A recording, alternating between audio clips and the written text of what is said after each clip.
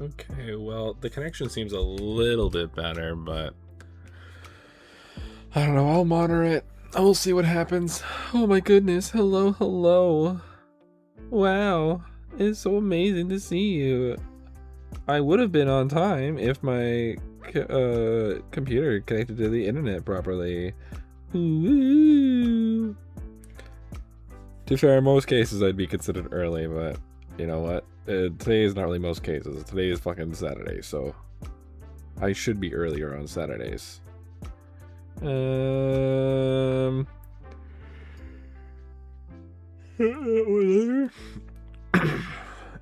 we'll post it. There you go. And then that loads, and then that loads, and then that loads. Okay. Holy shit. Yeah, I try to get back online as soon as possible, but just, you know, things taking a while to load.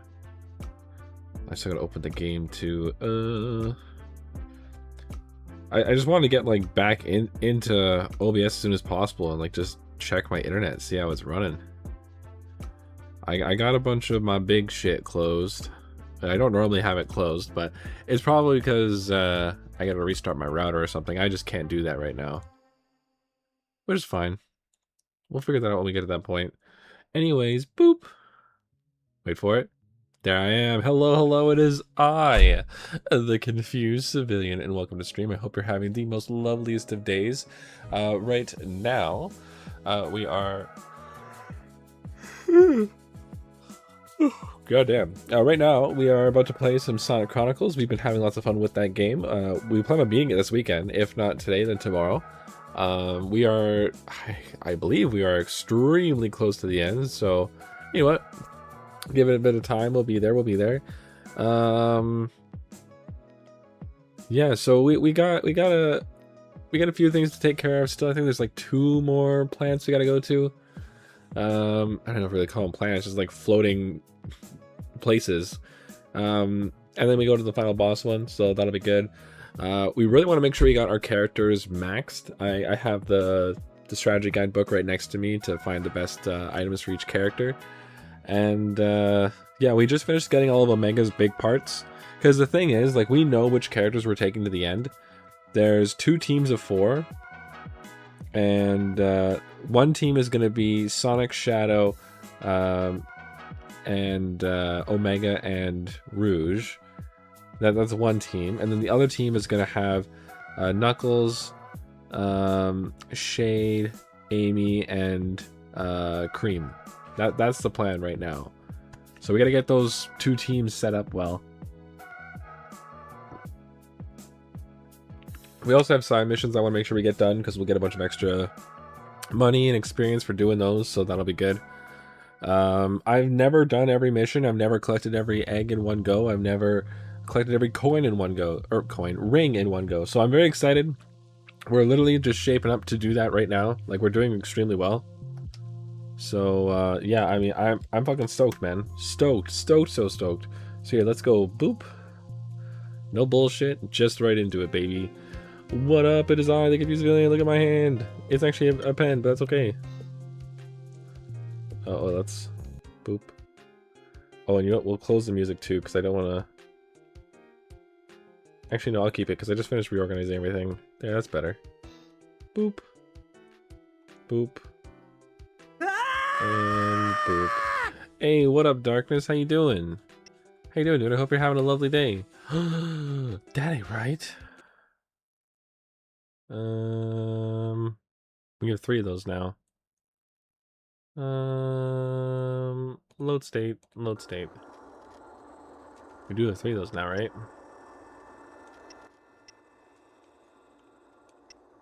Yeah, we do. So let's save right now and make sure that's right. Save.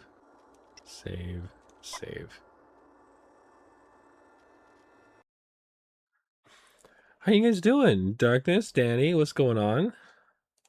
How you doing? Was hustling, watching Toy Story 2, To Infinity and Beyond. To Infinity and Beyond!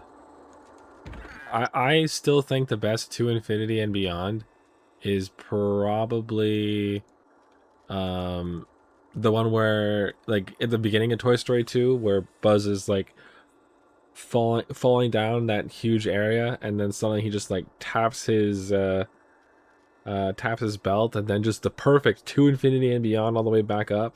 Holy shit. Goddamn. Watching the hustling. You're not hustling through.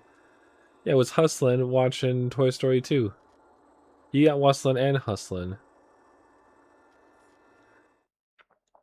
I expected it to just be like normal things that happen. Okay, so I don't think there's anything left for us to do in any area. Because we have 4 areas here. Yeah, this is the main one, the boss one, and then this is the place before it. So this has 11 eggs. Holy shit! And 124 rings. We maxed it here. 8 and 80, 55 and 50 and 5. 545. We gotta go this one. Okay, so these here. 545. This looks like it's gonna be a really quick one as well. I remember getting stuck at this one for a little bit. I don't remember why or how, but I have a feeling I'm gonna figure that out. Okay, let's check the book here.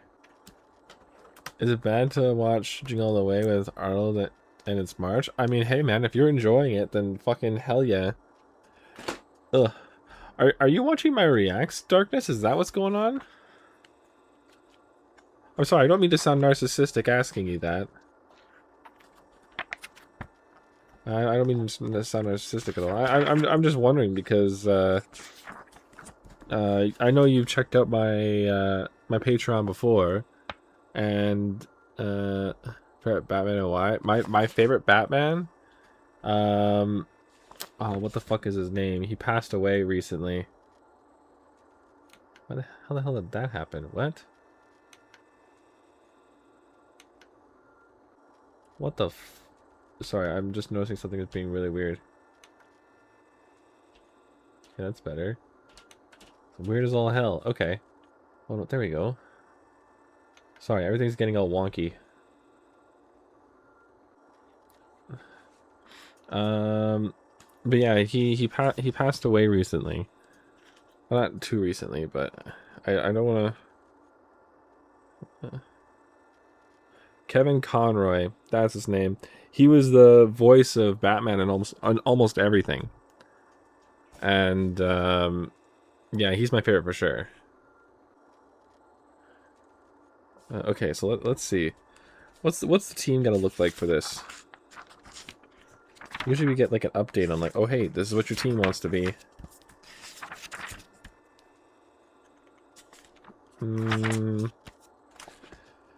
To make the most out of this area, you'll need a character with teleport ability. Both Shade and Shadow make a great team. Great team members for this section. Shade is especially useful at several spots with the climbable walls. However, it is important to note that Amy, fuck's sakes, Amy, every time. Important to note that Amy will be required to smash some crates if you want to get all the Chow eggs. Not be a short trip back to the ship. Yeah, no shit. Okay, so looking at this, I'm not seeing anything about flying. So it's just a bunch of hopping around. So I think maybe it'd probably be a good idea to bring a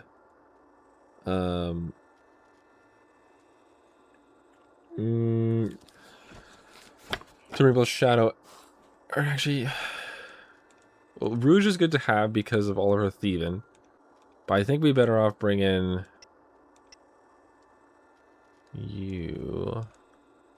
I would prefer to have Rouge here.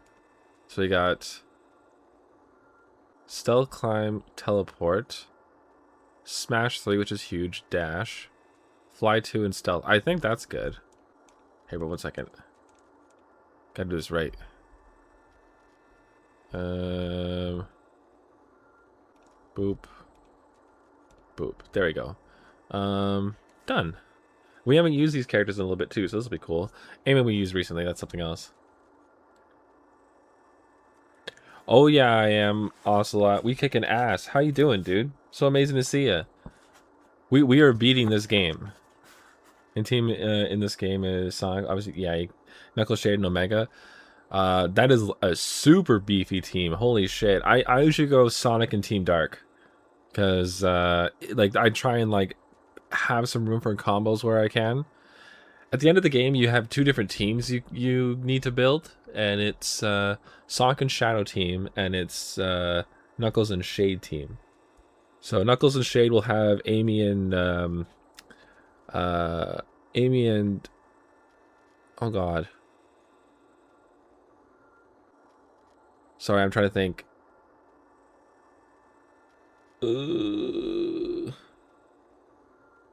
It's Sonic and Tails team. You mean Team Sonic with Amy?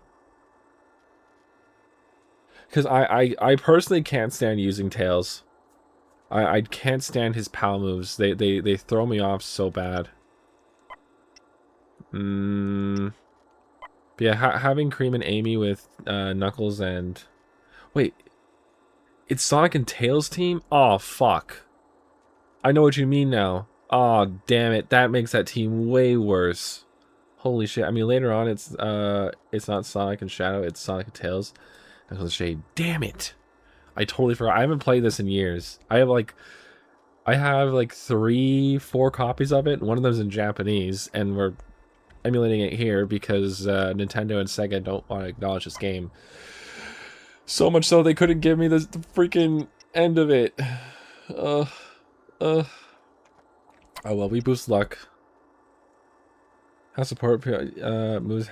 Yeah, they're the worst. I hate those moves so much.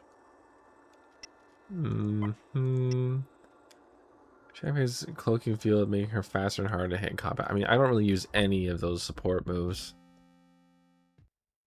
Yeah, I guess so, right? Whatever company they made this with, what was it called? I have the strategy guide with me here. You want proof?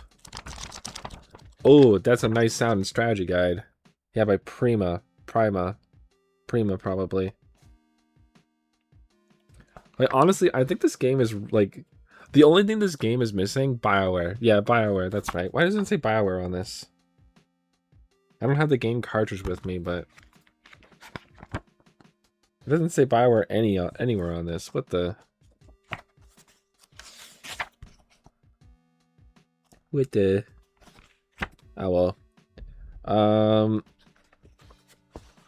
I just put that there. But main thing the game is missing, playable Team Chaos. Yes, I was literally about to say that. They have Team Rose, Team Shadow, Team Sonic, Shade, Eggman, and no Team Chaotix. I think you add Team Chaotix to this, you instantly improve the game by a shitload. Team Chaotix, and I would say 2 extra maps. Or at least one of the trio, like SBO Charmy. The thing is, it's Vector who's the face of it, right? But we already have so many beefy characters in this. Having Vector in it makes no sense. So I would say you make it an even number by adding Metal Sonic. The thing is, these designs and characters don't really match up because they're all, to me, when I see this game and these characters, I see Sonic X, the show. Oh yeah, a Team Chaos trio move. It would just be them like playing music and stuff. Oh sorry, I moved for a sec. Yeah, I think you add was Vector. Oh sorry. So yeah, I think the character you add to this that rounds it out because it's an even number of characters, right? I think you add Metal Sonic to it. You round it out, and like just like because Eggman gets blacked out, right? He's no longer a part of the team members you can pick. You have Metal Sonic take his place, and then you add 2 more maps, 1 more in space, 1 more on land. And because I feel like this game is very pulled from Sonic X, given a lot of the human character design, like I personally thought that they would have done a little bit more to try and shift the focus into like the Mobians and everything. I don't know if that's the official name for them anymore, because people like that name, people don't like that name. I don't know anymore. But oh my god, these names are nuts. This is the Voxia Colony Beta. To be honest, I never spent much time working with the Voxia. Lord X ordered us to keep our distance. Well, fair enough. Ad. Ooh, I do have ads running. Check that out. I forgot about that. That's okay. I'm just gonna mindlessly click through a few things here. Oh, I want to have Rouge in the team so bad. Fuck. I don't want to have Tails in my team. Tails sucks. Ugh.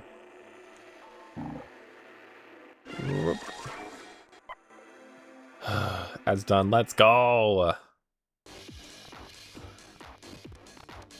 Oh, I do have Rouge in my team. Sick. Oh, I don't have anyone's items upgraded though. Hopefully this fight goes okay. Amy still has weird stuff equipped. And I don't think Shade has anything equipped. Ugh, yeah, and ice does not do much. Maybe we should just flee for now. But imagine SBO was another theme per character.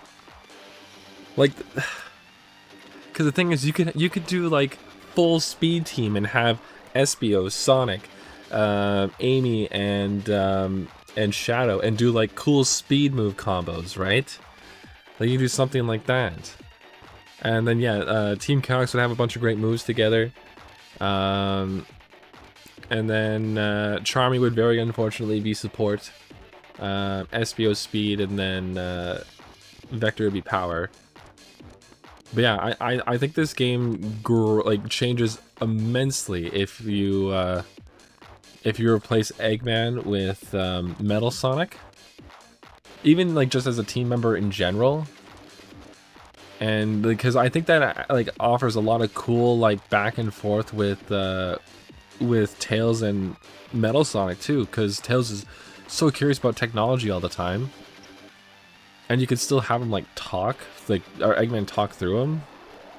There's 2 character classes in this game: Power Shifter and Support. Yeah, I never really paid too much attention to that when I was playing this. I'm still not really.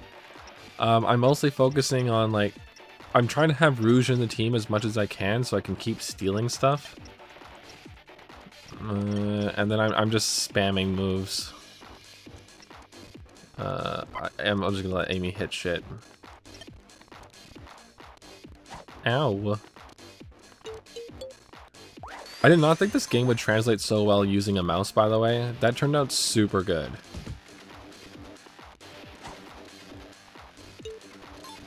Shit. Okay, well, we can still keep getting stuff. And supporters all support moves. I know, that is the most insane thing to me. Shit. Oh, that went really poorly. That's on me, that's on me. The mouse works good, but the mouse has so much movement to it, it kind of throws you off. Sorry, that was because I was spinning the mouse all over the place. But yeah, like, I haven't even had to use a controller for this at all, which I wasn't expecting. Whew. That's not gonna be enough. And I'm poisoned. Fuck. I also changed my mouse to look like a DS pen, so it kind of confuses me where I'm pointing. It should be like the tip of the pen.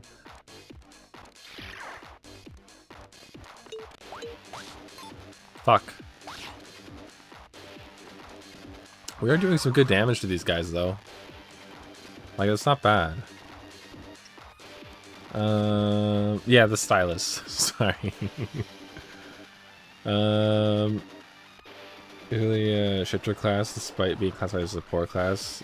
So he's got a couple offensive moves, but they aren't that great, and they also have to be not super exact, but pretty exact still. So I don't really know. I don't really know how to classify big. Yeah, I really gotta really gotta switch some stuff up and get enough support items. Ugh, man, it's so hard to hit those.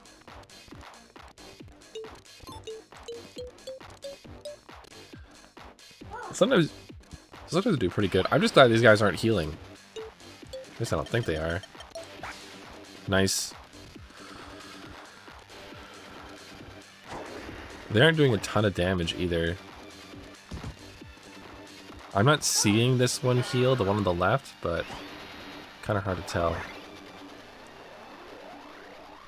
I just want to see how many hits it takes to take him down, but I shouldn't be experimenting when I still have my my team not equipped properly.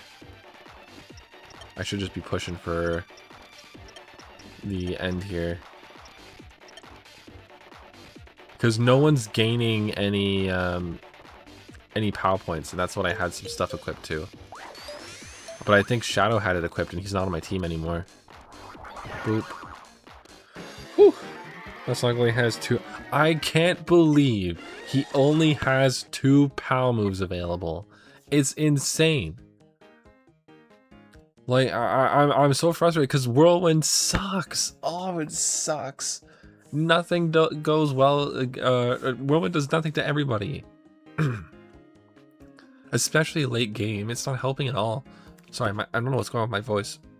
Maybe I should drink some drink. Give me a sec, give me a sec.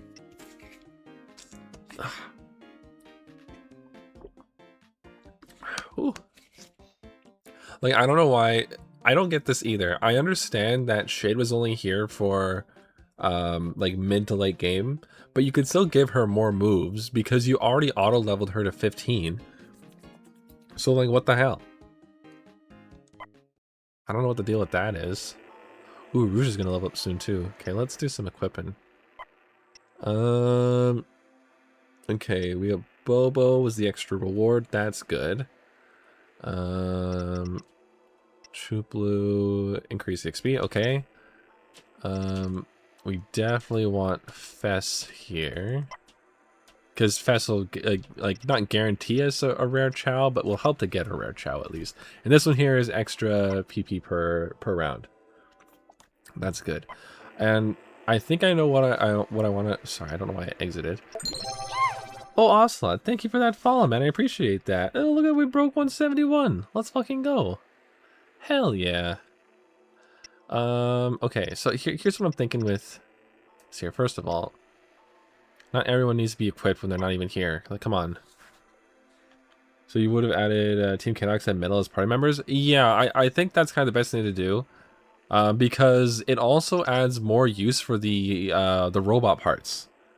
Because now I have to collect a whole different type of equipment for one character. You know?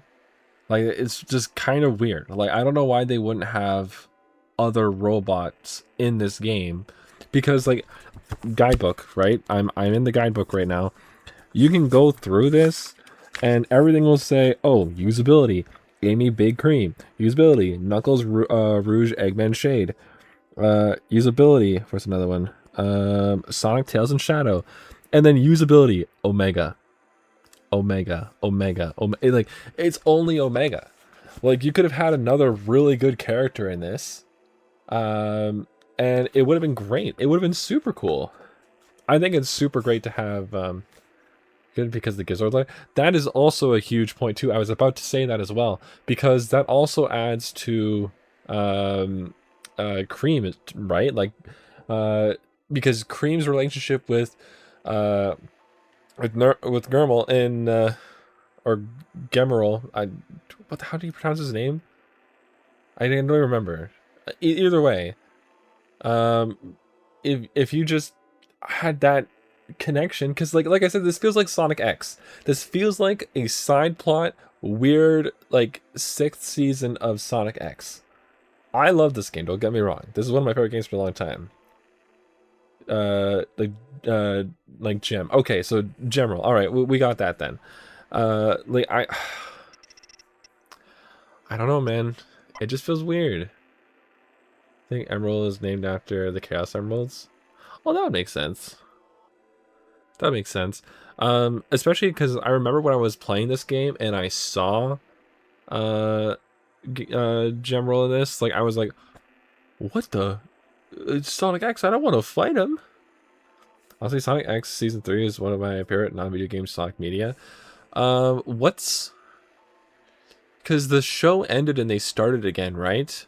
I still haven't properly watched what comes after the main story, after Sonic and his friends leave Earth. I still haven't watched that properly. I've been meaning to, but... The Meteoric Saga. That's what it was. Thank you, thank you. Yeah, I don't know if I really got the chance to watch that properly. I would like to, for sure. Rouge has the refresher. I prefer Rouge to have that. I need Blade to fucking hit shit more than twice. Oh, no worries, Danny. After that, is the whole space. Yeah, I remember catching the odd episode, and I remember Cosmo as well. I think that's her name. Like I remember that vaguely. So yeah, I think we boost Amy. I think Amy gets that huge attack boost, and then we're good. We're good on our little dudes here. Okay, 3 emeralds. What other stuff? Like, I want to make sure we're equipped. We should be equipped. Okay, Amy's wearing the sparkly gloves, which just increases attack. But did you know that there's a hidden stat to go along with each of these items, where it says greatly increases damage, but only shows 1+ attack? I didn't. Damn it. Let me look at the freaking list. Okay. So let's see. Sparkly gloves. So it says, yeah, +1 attack, and then it says +3 power. Okay, so it was a full romance. I wasn't sure if it was shipping or a romance, and I didn't want to assume. Yeah, that's so weird. That's so weird that they wouldn't show that stat on here. And by the way, all the gloves say not usable by robots. That should be singular, because there's only one robot in this game. Because you don't have Metal Sonic in here, even though it totally makes sense that you would have Metal Sonic in here. Especially with, at the beginning of the game, all the robots are going nuts. All of them. And then they continue to go nuts everywhere. And you're on Eggman's freaking planet-based thing. And then, yeah, I would just say, by the way, we were able to find Metal Sonic. If I can get him fixed up, I can send him into space with you guys. And he'll take my place in the team. Like, I think that makes so much sense. I would have loved to have seen that, but... I mean, what are you going to do? What are the rubber gloves? +2 power, +2 attack, +1 defense. Okay.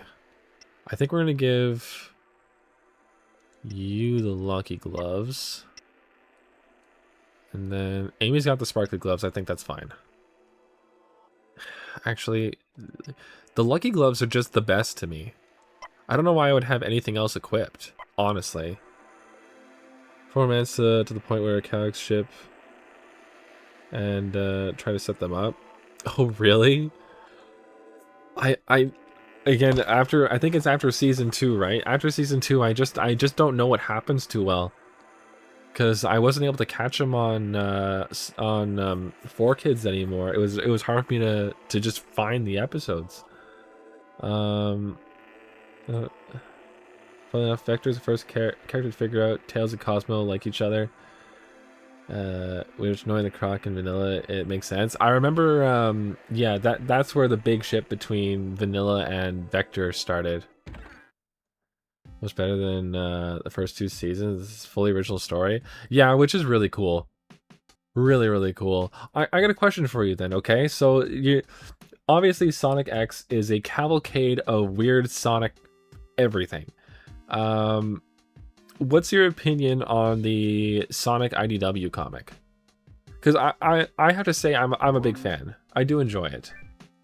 Thanks, Brain Thing. Okay, thanks, Brain Thing.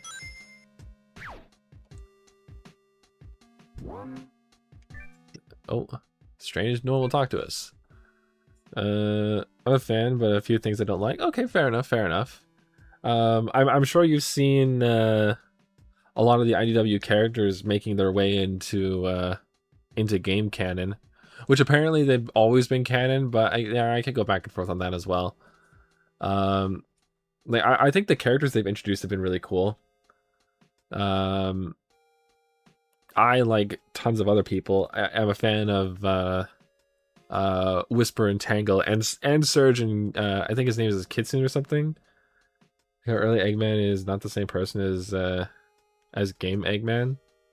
You mean with him being Mr. Tinker, which I think is also kind of a cool like segue into introducing Belle as well. Sorry, I'm like up to date with it. I make sure I am. Get the chaos animals without any trouble. I doubt that. When has that ever happened? No shit. Sounds like me and Rouge are on the same page. Goddamn, I hope so. You mean how pure evil early IDW Eggman was? Yeah, you know what? That's fair. The thing is that was he that pure evil? I'm trying to think back because I just reread it recently as well. I'm trying to think back because the metal virus, he's very nonchalant about the metal virus. To low sage, he abused it, however. Well, the thing is, like, a lot of the times whenever he was reminded of Mr. Tinkerer, he like totally paused. Like he's just like, oh, you mean that time when I was Mr. Tinkerer? Mr. Tinkerer. Yeah, that was fun. Too bad I'll never go back to being that. Like, like I don't know.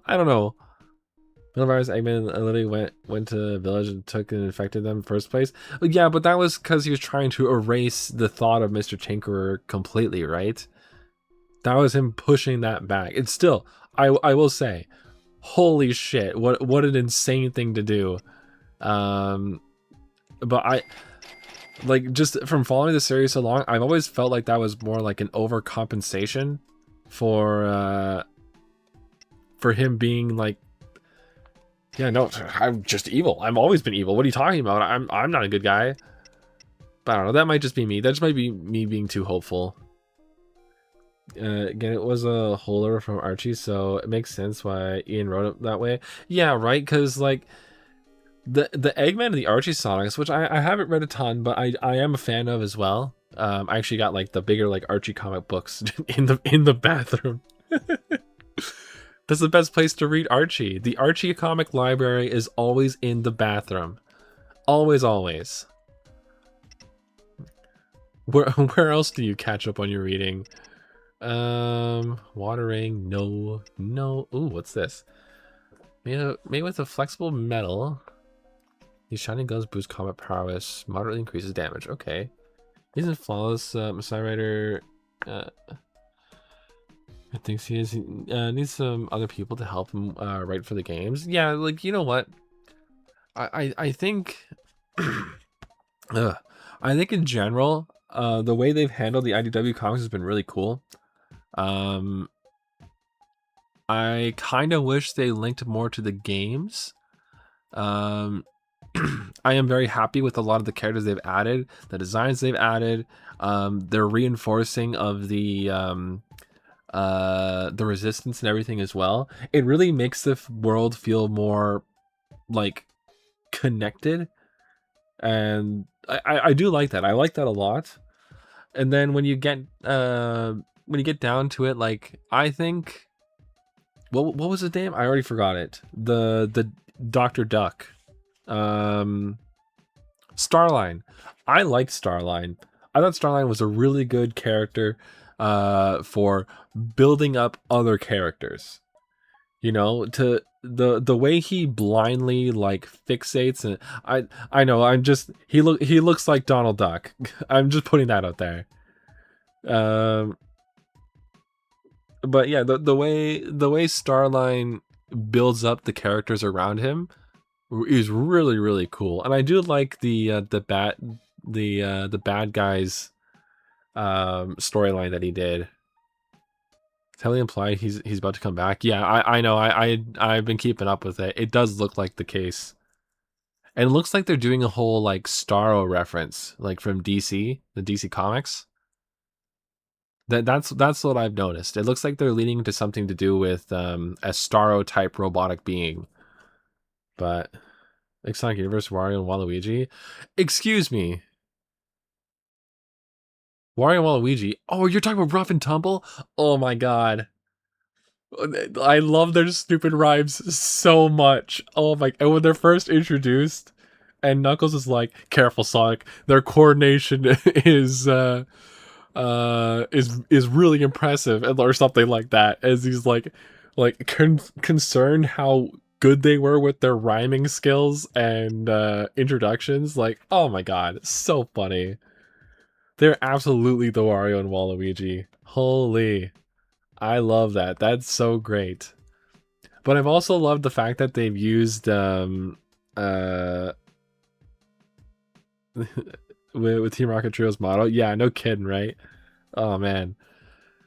Uh yeah, I really like how they've been pushing more like relationship growth between everybody, cuz oh my god, getting more Silver and Blaze without having to go back to that dog shit Sonic 06.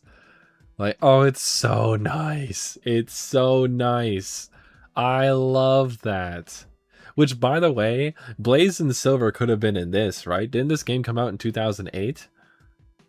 Sonic 06 is like, that's 2006 Sonic the Hedgehog. So it feels like they're more greedy, neutral characters that Waluigi and Waluigi are at this point. Yeah, the thing is, like, they don't really give a good opportunity for Wario and Waluigi to be them. So was planned for Chronicles 2. Oh, shut up. No way. Oh, that's the worst. Oh, man. That's so upsetting to hear. Ugh. That's the worst. and just like knowing how this game ends. Oh, man. Oh man. Well, right now we're trying to get all the eggs, the coins, the missions, and everything. It was rushed by 2 years. 2 years? You're telling me this game it took 2 years to do? Honestly, if I wasn't playing an emulator of it, which by the way, I never play emulators. I'm just really sick of Nintendo ignoring the DS. So now I emulate DS games. That's my whole thing there. I do actually collect and own consoles, shitloads of them. Like I said, I have 4 copies of this game. I have like, I don't know, how many DS Lites do I have now? 6 or 7 of them. I can't remember. I go nuts with this stuff. I love this stuff. And so like, I love the DS, man. It's one of my favorite freaking things. But, you mean the sequel was supposed to be rushed in 2 years? Oh man, they found a way to compress and voice acting, and it was going to have full voice acting by the 4Kids cast. I love the 4Kids cast. Like, cause I love that Eggman so much. Oh man, damn it! That was the Eggman voice I grew up with. This come out in 2010. Oh, it was supposed to go. What? Oh my god! Now I'm just all over the map right now. Okay, what? I gotta look at these hydraulics real quick. 1 second. Okay, plus the armor. I have the Master Hydraulics, which is better. Cool. I thought it was better, but I wasn't sure if it was better. Shielded sneakers. I do prefer the speedy sneakers because at least our speed goes up more than our defense would. Was Rust they had to scrap all the voice acting? Damn. So yeah, I guess I'm right with the fact that this is very related to Sonic X. So I'm not too shocked by that. That's pretty cool. Plus 2 defense, 1 armor. By the way, secret stats on everything. Like, really? How am I supposed to keep track of all this shit? I don't think the spiny claws matter. I think I got the best claws.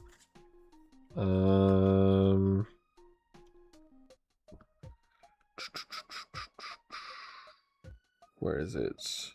I had the grapple claws. Titanium claws. Yeah, the titanium claws are way better. Plus 2 attack, plus 2 defense. I made sure to max out Omega for sure. Still voices Eggman? Didn't they switch voice actors? Why does he sound different when I think of him in other games?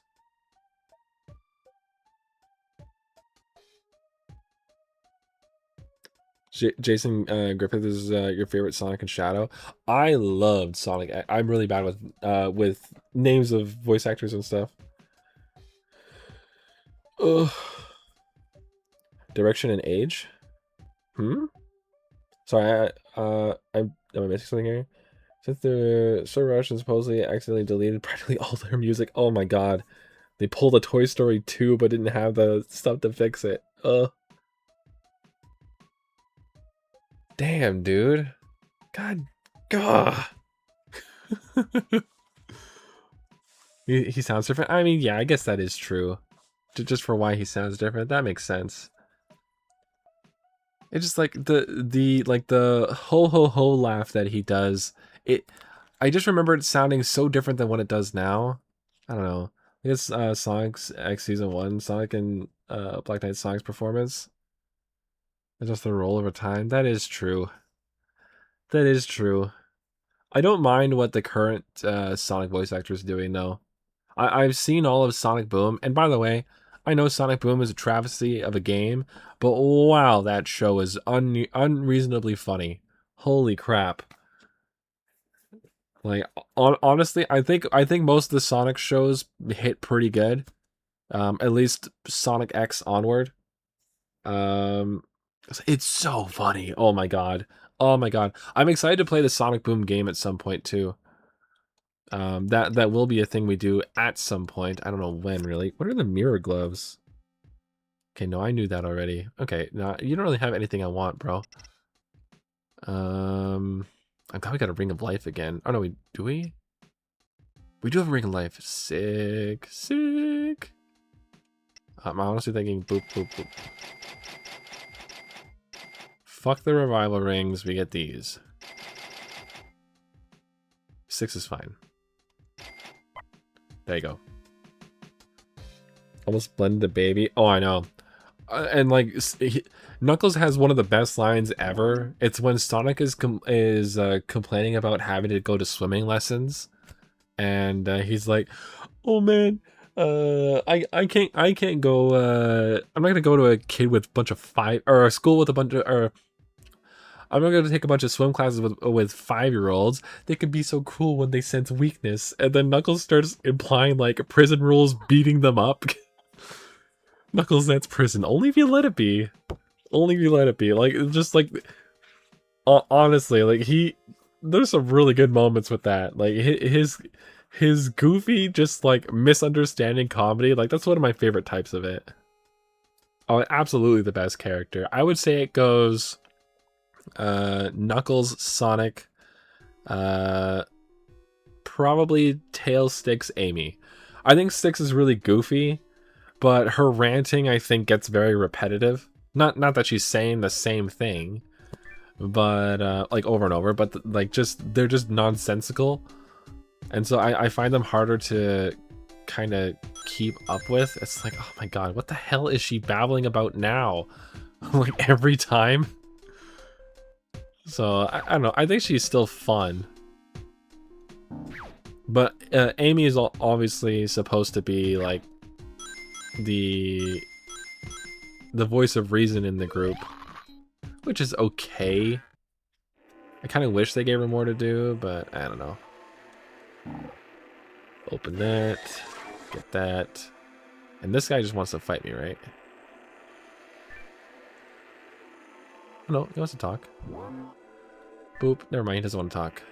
Alright, let's see if I got any good ones. Don't like Sticks' voice. I can't remember who voices Sticks. I did look into that before. I don't mind her voice. I just wish they didn't shoehorn her into the show out of nowhere. I would have liked to have like known who that character is first. God damn it! I got 4 of these things now. I'm still missing 7 of them. I'm missing one of the big ones here. Ugh. So like 4 different times kept implying he was gonna move in with Tails, but he never did. Yeah, I'm trying to remember what that was, because that happened a few times. And the chow egg hatching sound sounds like someone hiding it. Oh, I know. It's supposed to sound like cracking. And it does not sound like anything cracking. Ooh, a Zoa shield. That's like really good armor. Revival ring, psychic water. Okay, well I can at least sell the psychic water because I don't use any of those items in this game. Not a one. But yeah, it sounds like something growling at me, and it's like, what the hell, man? Back off. You know what I'm saying? Alright, let's go this way. Now we run. I don't even know why you give other characters the speed thing.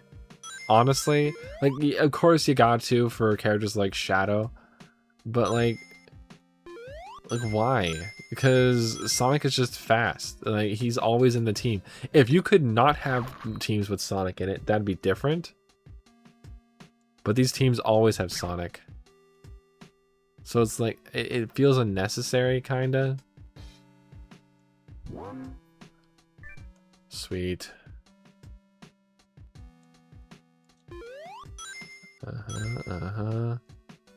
Yeah, we got another egg hatching. I'm hoping we can get just... Damn it! We're close, we're close. We're on the second layer. Do I have all the second layer ones? I'm missing 3 there. I'm missing 4 total. And I have all the, these, like, mid-tier ones. Ooh. I think I have all... No, I'm missing 1 there. I was so confused as a kid because I didn't know how to upgrade my chows because they're all level 1s, right?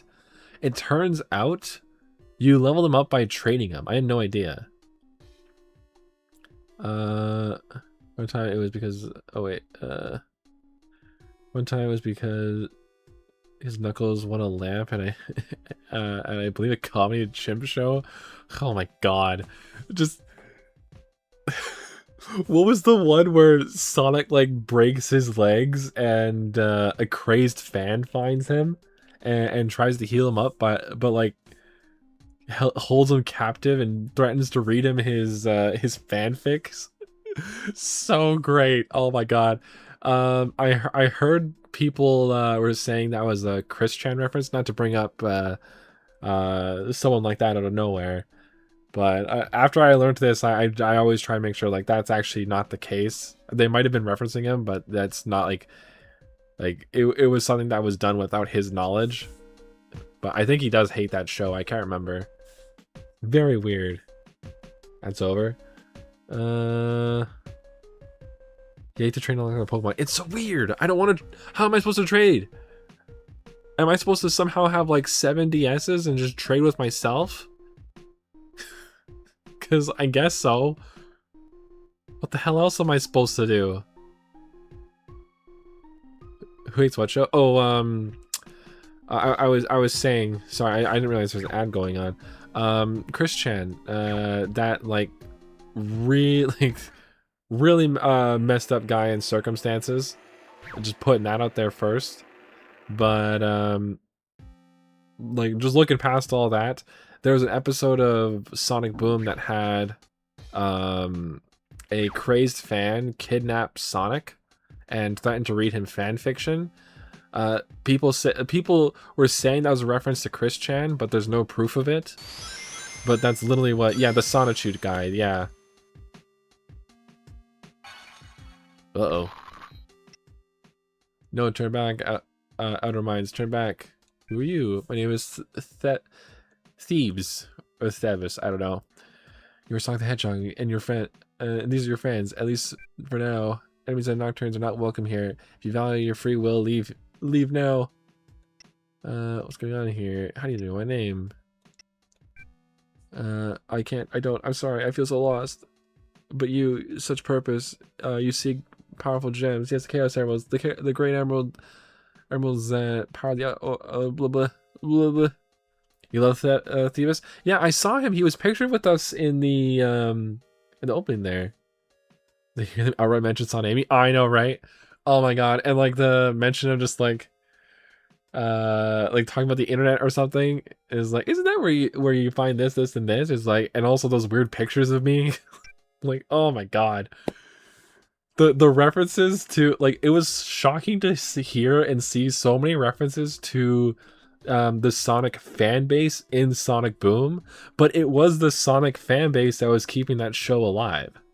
Yeah, ooh, Son Amy, spicy.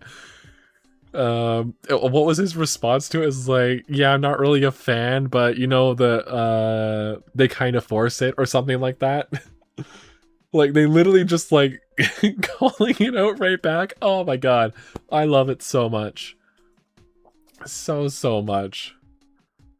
Come to my home. We will make plans and we will know what to do next. Okay, be careful. The Overmind could act through any of the Voxai. You'll never know who's hostile until it's too late. You think he's flying to the southeast? That should be where his home is. I think I was just there. We should try and help him. He might be our best chance of getting the Chaos Emeralds. Knuckles, what are you doing here? It's obligatory to. Yeah, that's what it was. Oh, I can't believe they had a season 3. Oh my god. And I for the longest time, season 2 existed but never made it to Netflix, at least for me. I don't know about other areas.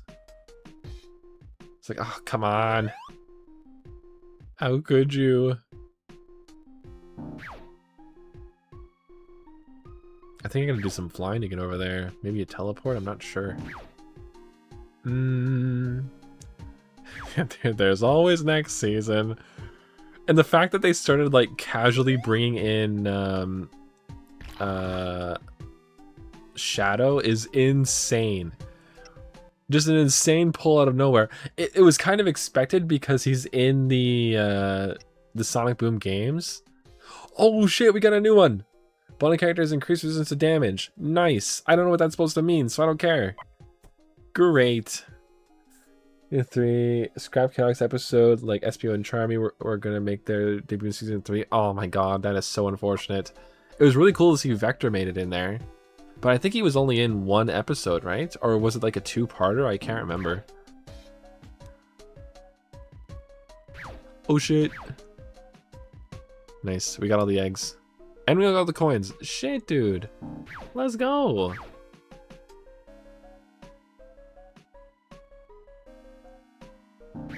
Nice, we've already gotten everything. That's huge. I didn't think we were gonna do that, so I thought we were gonna like hit a few more roadblocks, but we're doing pretty good. It's telling me to go back to the store. I don't know why. Whoop, whoop, whoop, whoop, whoop, whoop, whoop. Whoop, whoop, whoop, whoop, whoop, whoop. There you go, there you go, there you go. Appearance and cameo in season 2 finale. Oh, okay. The storage area. We should remember. Ah, but I want to steal his stuff. What's going on around here? Oh, I'm so glad you're here. Oh, Sonic is horrible. We Voxai were once peaceful and carefree for centuries. The Overmind urged us to build and accomplish great things, but not too long ago, the Great Emeralds arrived and everything changed. The Overmind's urgings became irresistible commands. I hope with all my might that you can help us return to things to the way they were. It's kind of good to see everyone fucking hates Ix and those guys. Screw them. Your neighbor you fight with, but occasionally get along with.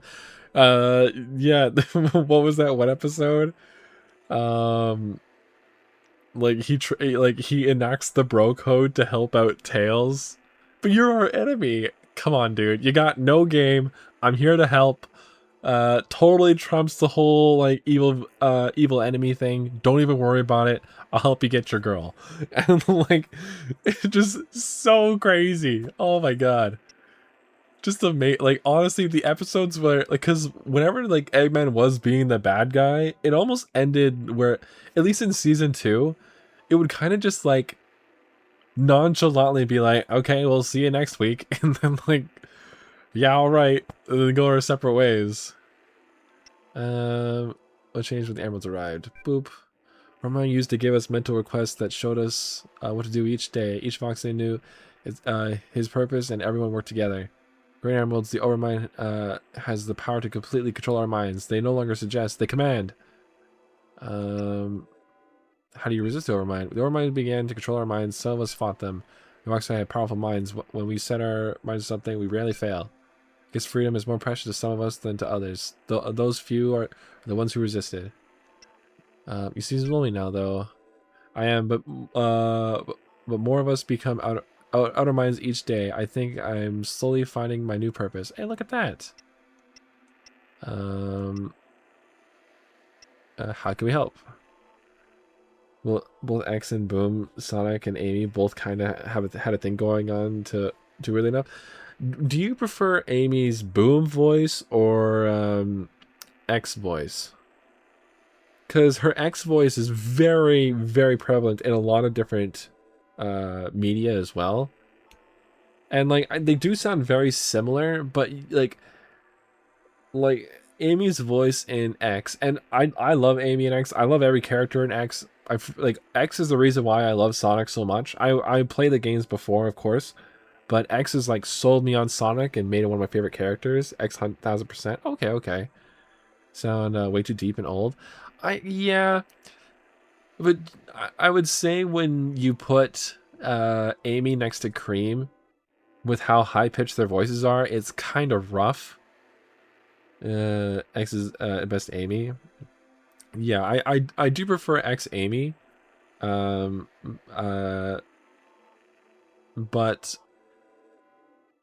yeah, X Amy character, Boom Amy voice. That's what I would say.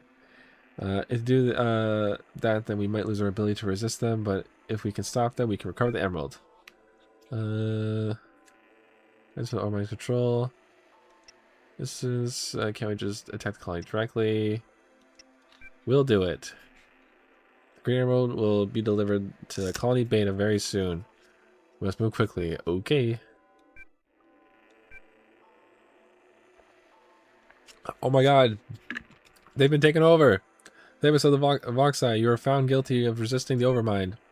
Remain where you are or face extermination. Oh no, get out of here, Sonic. Which reminds the Overmind will have you. Ugh. What the?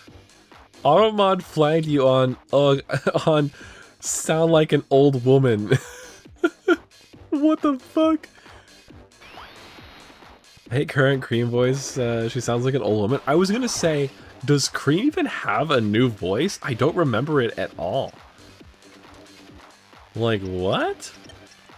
I'd have to hear it. I don't know what she sounds like. I want to start playing Sonic Crossworlds soon. I haven't played it yet.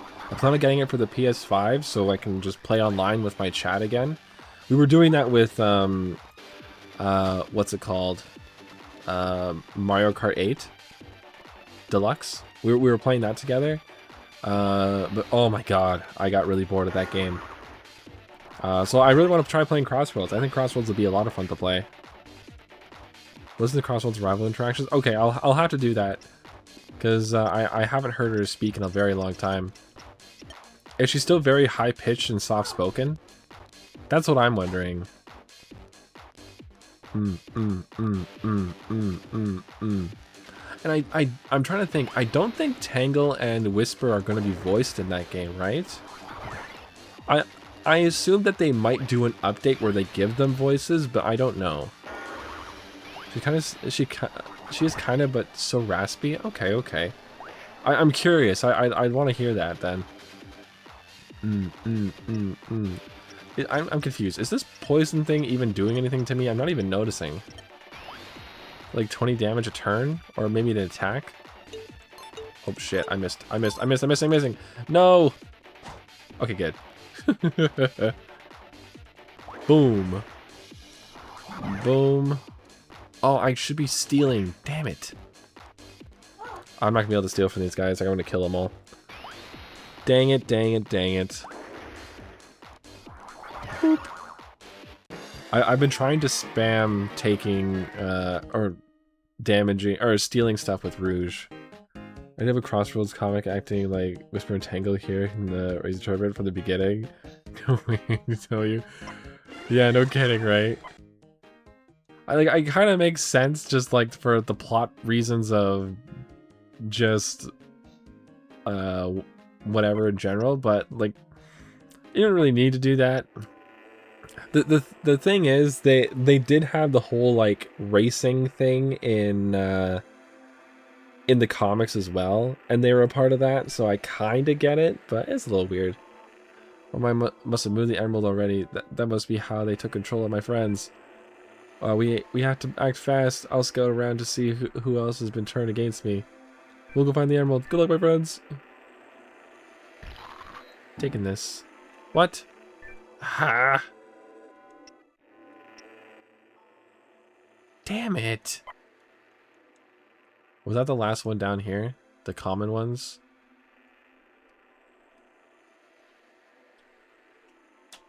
Yeah, that was. We only have uncommons left. That's 1, 2, 3, 4, 5, 6. Yep, only got uncommons and the unique one left. Damn. What the hell is that? Ugh. What a weird ass noise to make. I'll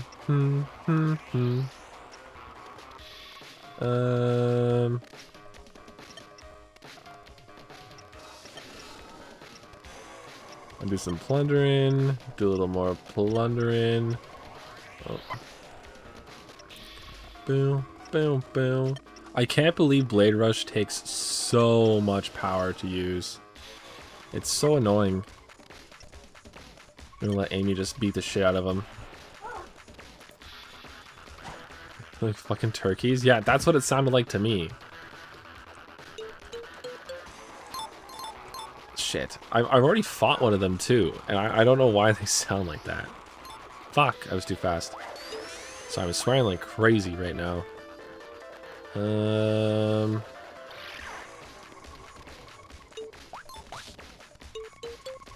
Boop.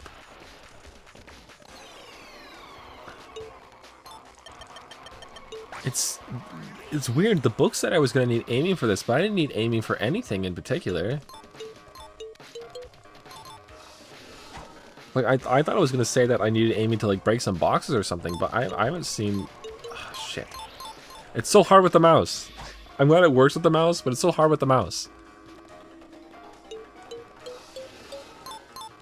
Fuck, I'm too fast on those ones. Swap it Omega, that's probably a good idea. I have Amy hitting things pretty hard, but Omega's gonna hit them way harder. And I don't need to do any flying in this either, so that shouldn't be a problem. Okay, that's only like 6 damage? Why would he even heal being poisoned? What? That's crazy.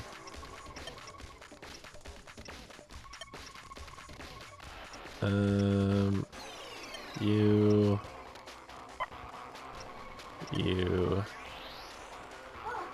Ow. Ah. That was a bad one. That was a bad one.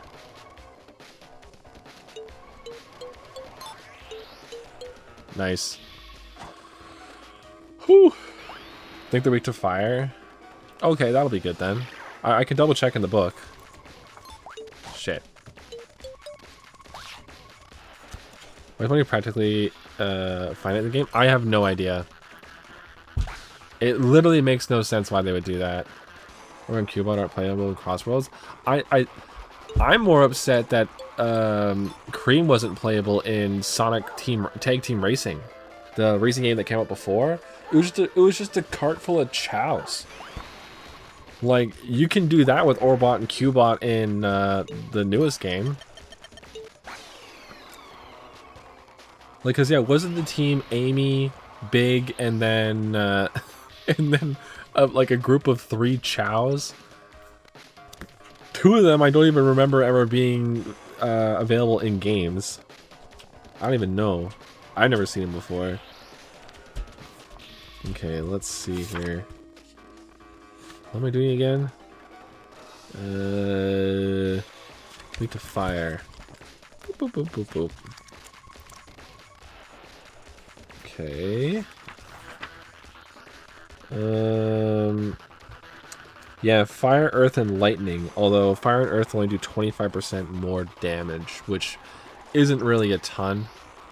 don't know how much I'd focus on that.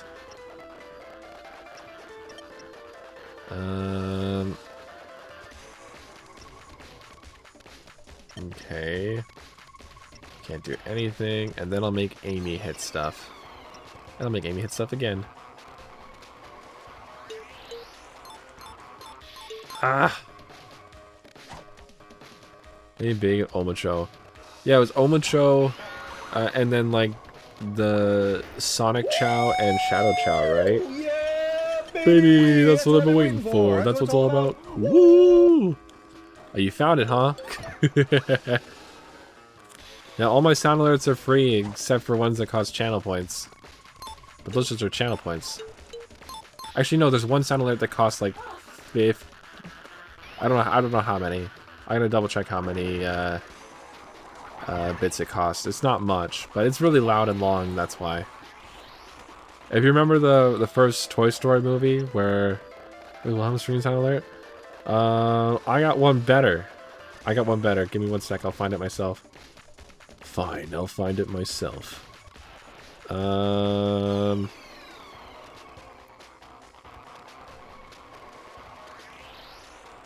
we go. We'll do this one. This is like taking candy from a baby, which is fine by me. that Shadow from the Shadow the Hedgehog game saying he's totally fine with taking candy from babies. And there's another one. I got You're Too Slow and That's No Good as well. We love those. We love those for us. And yeah, the Buzz Lightyear jump scare. So when his game semi ruined him, like, oh my god, I'm very excited to play Sonic X Shadow Generations. So excited. I haven't played that one yet. I've played Sonic Generations, but it's the Shadow storyline I want to see more of. I only did one run of Shadow's game, by the way. I got every ending, but I only did each ending like one way, you know? I just like I couldn't do it that way. It's so crazy. Post YouTube video to Newgrounds. That's no good. Man. What a fun night. I'm having a good time. Amy's asleep again. Shit. Amy's gotta wake up. Fuck, I missed it. Damn it.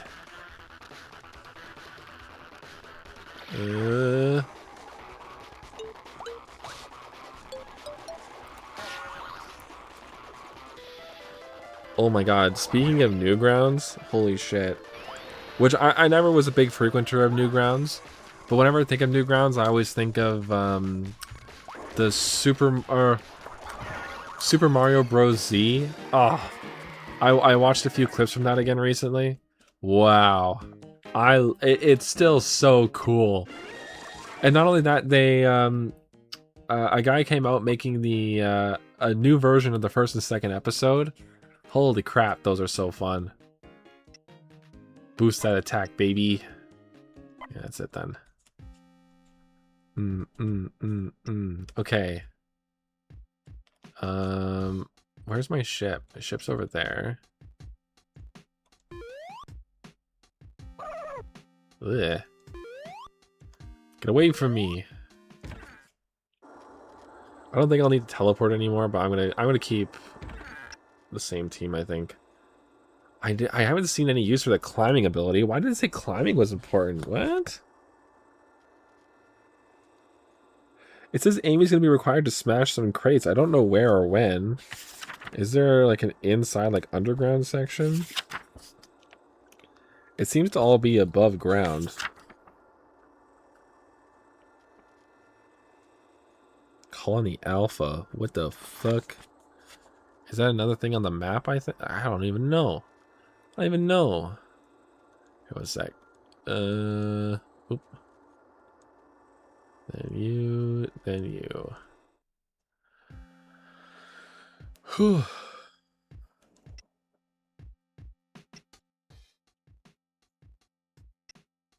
Okay, yeah, so these two are connected then.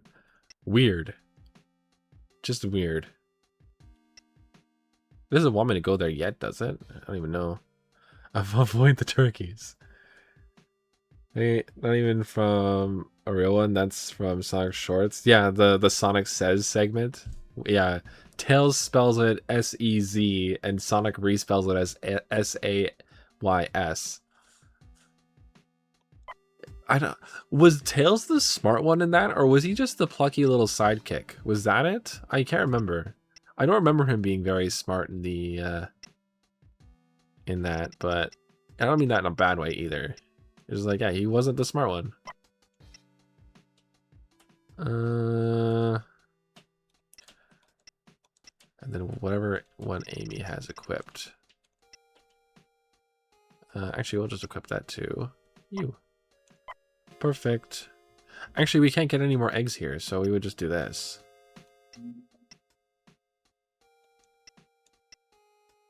Because we can just equip someone else instead. I think it'd be funny to equip this one because it's gonna completely negate the poison effect we get with just a slight shitty little heal. Although,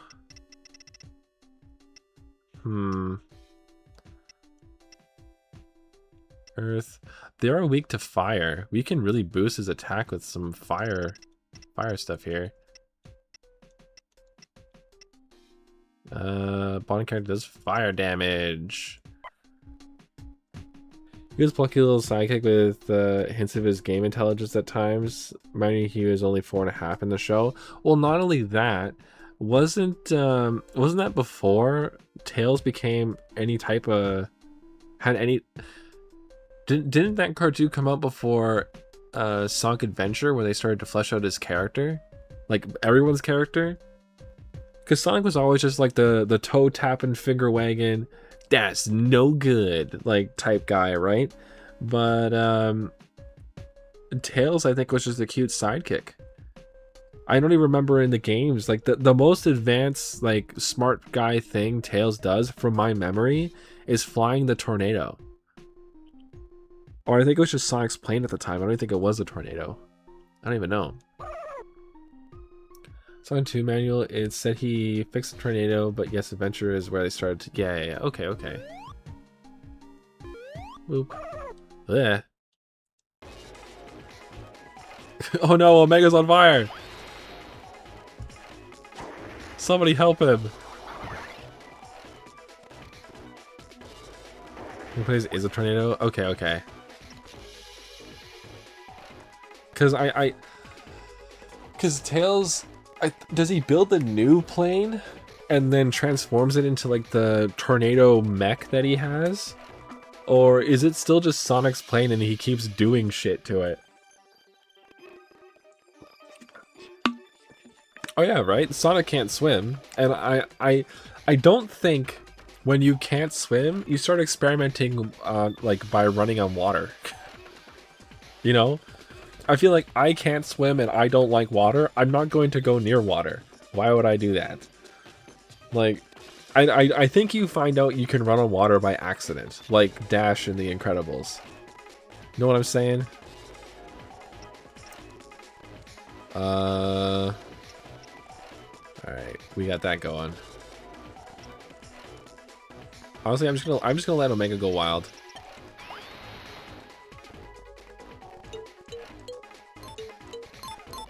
Damn. I hope I can get his moves right. Because I am horrible at this one.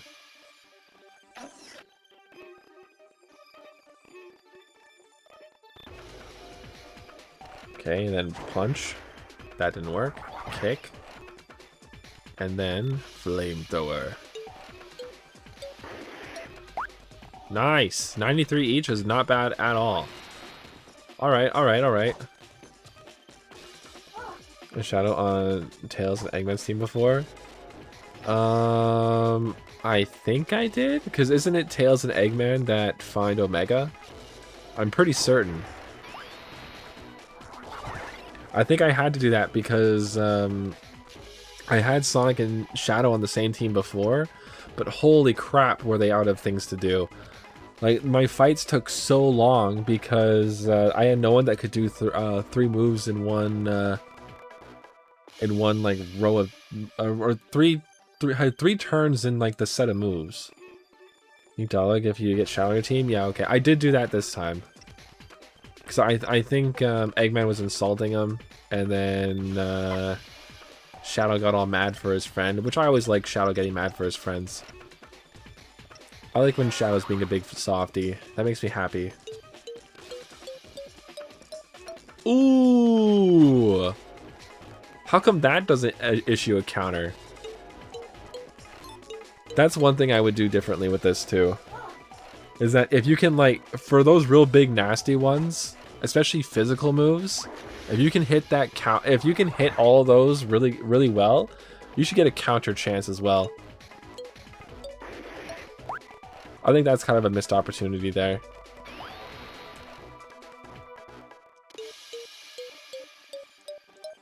Boom. Counter.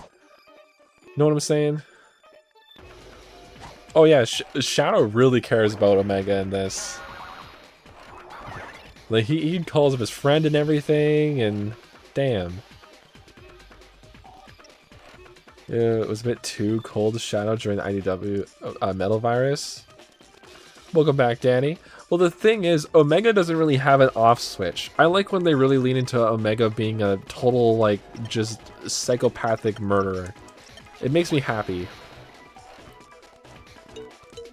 Especially when he's just ahead. 06 Omega was visibly upset when he learned, ew,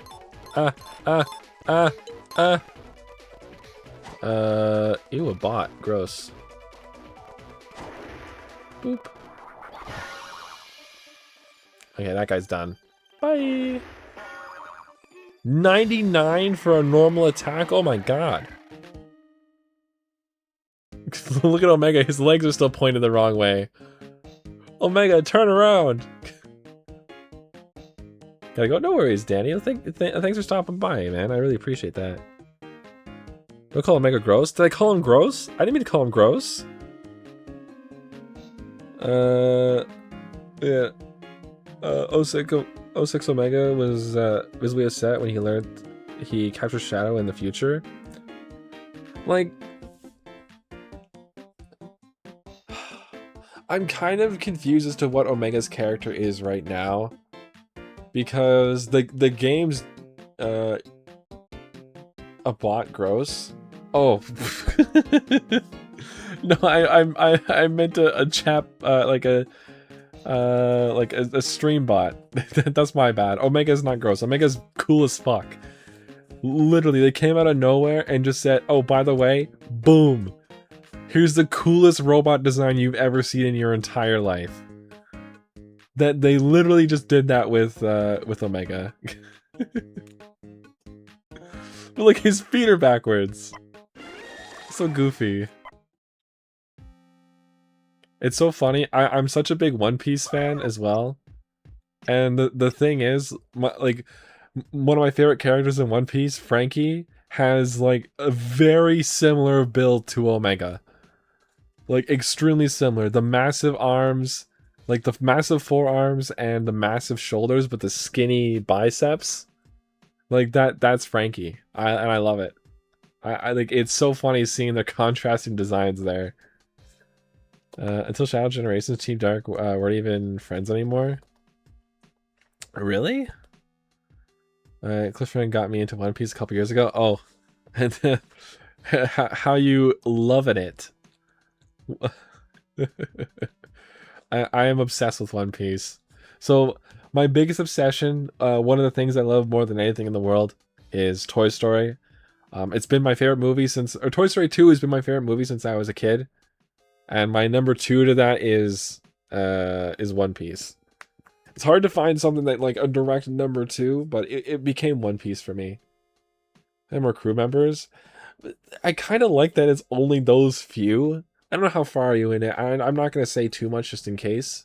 But it's nice that it's that one crew, because in later One Piece, you're not just catching up with the crew all the time, you experience the entire world of One Piece at the same time. Know what the whole series mostly? Oh, okay, yeah. So yeah, the way the series is now is that you're not just pre-time skip was very focused on the Straw Hat crew. Post time skip in the early era was just like, you know, more focused on the crew and stuff. But then the crew split up, and suddenly we were separated. Now we have all these moving parts going on, and then we're moving again. Boom, crew is split up a second time, and then we all end up in one place. Boom, like Jimmy's been the only post time skip crew member. This is true. I still think Carrot should have joined the crew. I think the crew was in desperate need of a bunny girl because they offered that. The main reason why though is because she literally had a role in the crew when she was with them. She was their lookout. Like she like incredible vision and great sense of smell. And the thing is, um, the Straw Hats right now are one of the most diverse crews in existence. Like since the Whitebeard crew disbanded and Big Mom's crew is in shambles, um, like the Straw Hat crew is the most diverse crew, having Cyborg, an actual animal, a walkie-talking skeleton, and a fishman in the crew. Like that's already puts them into like a really big spot there. But I think they should definitely have a mink in the crew. And I don't think Carrot should have been made leader of Zoe. I think that is so weird and so unnatural for a character. I think it should have been Wanda. We kept saying the crew is full. Luffy only said 10 crew members, which is dumb. It was fine, just proved his crew was full when he asked Loki to join. Well, so that's just it, right? He literally said, I think about 10 members will do. Guess what's not included when you talk about crew members? The captain. When the captain says, I think I could use 10 crew members, guess what? There's number 10. Why would the captain include himself in talking about his crew? Like, huh? I've always thought he'd be adding 10 crew members to it. It was a hard limit. Yeah, like Oda said it too. It's not a hard limit, and there's tons of pseudo members as well. It wasn't explicitly said, but Carrot is definitely one of them. And then you have Yamato. Oh my god, Yamato, Kinemon, and yeah, Vivi, Karu, and oh my god, and Momo. So that's one Momo, Yamato, Kinemon, Karu, Vivi, and Carrot. That's 6 crew members that aren't on the ship. Like, and then I think it is next to impossible for Loki to not join the crew, because every time Luffy says, I want you to join my crew, they join the crew. Unless they are flat out the worst option for the crew and clearly just a joke. That panel of Luffy saying Loki's gonna join his crew is like, oh shit, yeah, he's joining the crew. That's not like when he asked that zombie tree and unicorn to join his crew, or the old man in bandages on Punk Hazard. Like, it's not like those ones. Although I would have loved it if Dr. Kureha joined the crew, because I fully believe Dr. Kureha knows something that we don't know, because why would she know Roger's name is Goldie Roger if the whole world didn't know that until Vegapunk said it? Why does she know that? Why does she know that? Putting that out there. Putting that out there, and I'm putting that out there. Back to the beginning, do the connection to Zoro. I wanted Johnny and Yosuke to join. I did really like them. I think they were really, really fun characters to have. Especially for All Long Park. I think they really added a lot to it, just being there. Try and met Roger at some point. So here's the thing, right? Scopper Gabon protects like I didn't even say no spoilers. I'm sorry, I should have said no spoiler or like spoiler warning or something. Scopper Gabon protected Gold Roger at a doctor's office clinic area in the middle of a forest for who knows how long, mowing down every single tree in that forest. Now this is just my assumption, but I like this assumption. So that doctor that they went to was Dr. Kureha, who was living on an island in a tree like she was originally in Drum Kingdom before moving into the castle. She was living in a tree and ran a pirates clinic where pirates would seek her out, she heal them, she send them back out and then rob them blind of all their money. And so when she's trying to treat Roger, I can't remember if it was pirates or marines show up. Someone shows up to take out Roger, and Skabarkaban defends the entire island, cutting down every single tree, including including Dr. Kureha's house, the tree she was living in. So she yells at Scopper and Roger to let her join the crew, and she joins them for a bit until Crocus joins, and she leaves the crew staying at Drum Kingdom. That's what my assumption would be for that. But we don't know when. Like, we know Crocus joins just before Odin gets to, or no, yeah, just before Odin does. But like that's all I have for that theory. I don't really know for sure, because she clearly didn't go to the New World. Or yeah, I don't think she went to the New World with them. She could have easily, I don't know. But like she's one of the most knowledgeable people on all matters of medicine, right? Like I don't know where the extent of her knowledge is if it reaches the New World, but towards my admiration for Scott Gabon and Elbaf. Oh yeah, I think Chopper needs a lot more to do. I wish Frankie had more to do in how many arcs do you think are left in One Piece until the end? So we are in the final saga, that's been confirmed. Now where we go after Elbaf, I have no clue. But I have my own understanding that one of the final destinations that we will be going to is the moon. Why, you might be wondering? Well, if you are up to date with the manga, or at least read past the Skypiea part of the manga, you'll know where Enel ends up. Enel, who sailed off into the moonlight, didn't just go off into the moon, he went to the moon. Like, he landed on the moon. The Skypieans came from the moon to Earth, and his ship, the Ark Maxim, shows up in a tapestry on Elbaf. So it's like, what? So there is no way the Ark Maxim doesn't play a role in what's going on in some way, shape, or form. I believe the current theory is that the Ark Maxim was built based off of Uranus, which is a giant sky weapon we've never seen. This planet is totally fictional planet. Oh yeah, it's totally fictional, but I don't know what you call the planet. That's all. Because it also has like three moons or suns or something. I can't even remember. I think it's 3 moons. But I have a feeling we're going to go to one of those moons. That's my assumption. Because I honestly, I'm just so curious about what happened to Enel up there. How was Oda never given it a name? As far as I know, it doesn't have a name. I don't know what they would call it. And if it did have a name, I believe that it'd be something that the world government has kept secret. But they only talk about the world as the world, the world, the world, the world, the world, the world. I have a feeling the name of the world will play a big part in what's actually like going on in One Piece later on.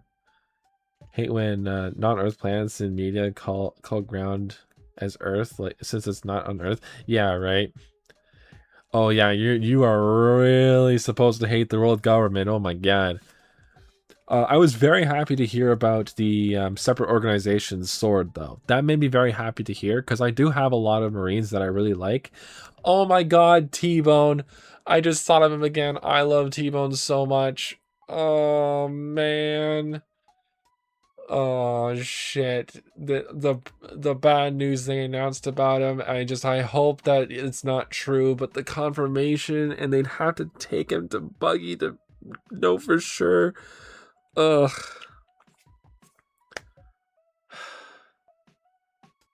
The fucking native hunting. Oh, I know. I fuck, man. Holy shit. And like it gets so much deeper. Like, cause you learn Kuma's side of it at first. Like, was Timo the one who got killed by the cross-guild bounty hunters? Yeah, in Water 7, he was on the sea train.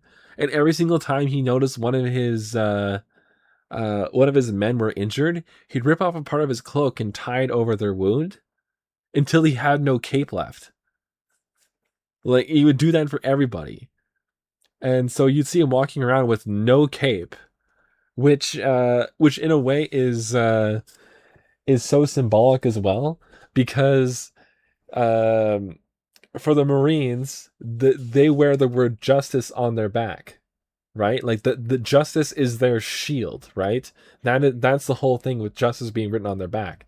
But for T-Bone, his justice is to protect those that follow him, that trust him, and so he doesn't wear justice on his back. His justice protects others, and I love that so much. I'm sorry, that's a really deep cut. That's just like my own kind of thought on it, but I just love that for T-Bone so much. Only Luffy or Buggy can get the One Piece. Nobody else is getting it. It would be acceptable. Absolutely, I 10 million% agree. I think it'd be so fucking hilarious if Buggy ends up accidentally becoming the king of the pirates. What I think will end up happening with Buggy's story after all this torment with Cross Guild is I think he's going to end up joining Shanks's crew, I think Shanks's crew will disband, and him and Buggy will finally go sailing together like they've always wanted, and going on their own adventures. Either that or Buggy does join the crew. It could be one or the other. Maybe they end up being co-captains or something. I think that'd be kind of funny. But either way, I want the story to end with Buggy and Shanks being friends again, you know? That's what I want. Only character with better luck than Zoro. I have noticed something a lot when it comes to like people drawing art online. It has been so funny seeing like a little comic strip of characters and then suddenly like Zoro's in the background reacting with them. Oh man. I wish Luffy and Shanks reunited at some point. I'm glad they didn't, because I don't like the way... First of all, and I'm sorry if this is a hot take, because every time I brought it up, it's been a hot take. I do not like Hunter x Hunter at all. I read it all up to a certain point. Basically just... it was in like the murder mystery arc kind of thing they had going on with the guy with the blonde hair who's hunting down all those spiders. The spider guys. I can't remember. It's been so long since I read it. I just do not like Hunter x Hunter at all. I read more than I watch. So if you prefer the anime and you think it's really great, awesome. So happy for you. I don't know what the anime is like. So yeah, it's just how it is there. Yeah, you were saying that before. Sorry, I didn't read that when you brought it up. I'm also shocked. I'm glad that Usopp actually had his party arc though. I really am happy about that. Because dude, he made it there. He was given the opportunity for a shortcut there, and he decided to bet everything on Luffy being like, no, I'll make it there with him, you know. Like that was on Water 7. He was given the opportunity to go right to Elbaf, and he chose not to, so he could be with Luffy and them, and it took an extra 2 years, but he finally made it there. You know, Usopp is going to unlock Hagros Haki. Every time Usopp lies, it comes true. Every single time. It comes true in some way.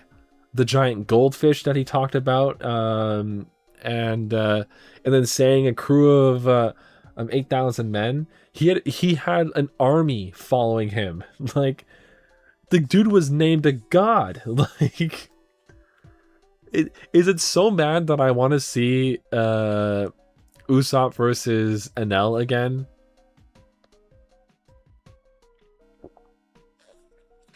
Oh no, I think Sanji's gonna unlock Conqueror's Haki like soon. But I don't know if I don't really know if there's any threat on Elbaf anymore, because now that the monster trio is like actually doing shit again, like they're kind of just cleaning house, you know. And not only that, but like Loki's free and everything too. Is like, okay, like there you go, everything is fixed. Like one shot, one shot, one shot. Like there's no way. There's no way. Luffy is currently one of the strongest pirates to ever exist. And he's facing the world government, who have said multiple times that they do not want to fuck with him. Multiple times. I don't get how Chopper is part of the weakling trio. He's so strong. That's so weird with Chopper, because he is strong, but we've never seen him do anything more than stay Monster Point for 30 minutes. That is the strongest thing we've seen him do. To be fair, he threw around Queen like he was a fucking ragdoll. Like, he threw him around. Queen was just, like, everyone was baffled by that. He slapped Queen across the face and swung him around. Like, Chopper is not weak, but then neither is Nami. Nami got a huge boost as well. Based on Luffy's Devil Fruit being a mythical zone. You know what? Like, the thing is, I think that plot point is kind of a fine one to be upset with. But I see a lot of people being upset with the oh, you said mixed feelings, so I don't want to say you're being upset about it. But he was just seemingly useless paramecia that Luffy used it to his advantage. But when you look at Luffy's Devil Fruit from the same perspective of everyone else and all the other paramecias we've seen, it's so weird. His entire body composition is rubber, which is a trait of a zone type, but you can't like split or cut him or anything, or cut him and he'll go back together. He's made out of rubber. But I can't think of another character that's like that. What's another paramecia that's made out of something? You have like the ball guy who could split his body into balls, but his body still is his body. And then you have the rust guy that makes things rust. Devil Fruit is an unknown fourth type. Well, that's what makes it like the unknown fourth type is the mythical zone, because zone types just seem so weak comparatively until awakenings became a thing. And like I don't know. It's very awkward, and it's also hard to tell who's awakened what anymore, because awakenings like really drain you, like they really drag you down when you use them. So it's like, does that mean like, but like the awakenings also have like the rings around them, the smoke or fire clouds, and like there's other characters that were pictured with the smoke or fire clouds, but it's hard to tell if it's because they were like awakened, or if it's just because of the mythical part of their fruit. It's so hard to tell.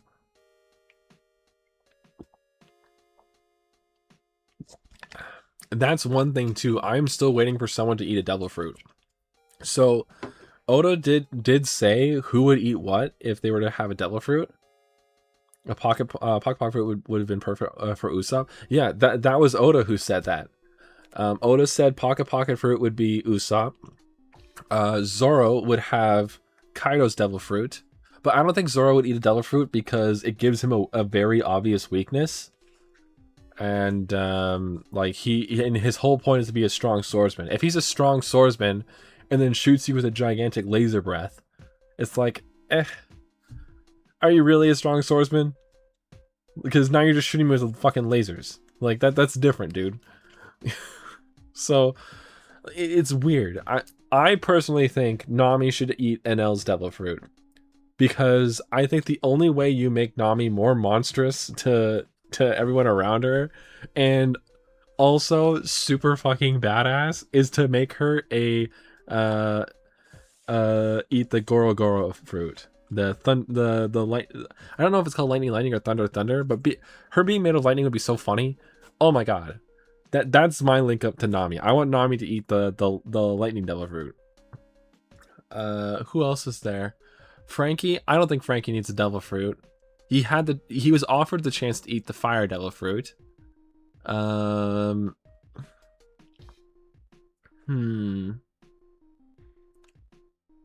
And then I don't think Jinbei's gonna eat a devil fruit because that would make him useless underwater.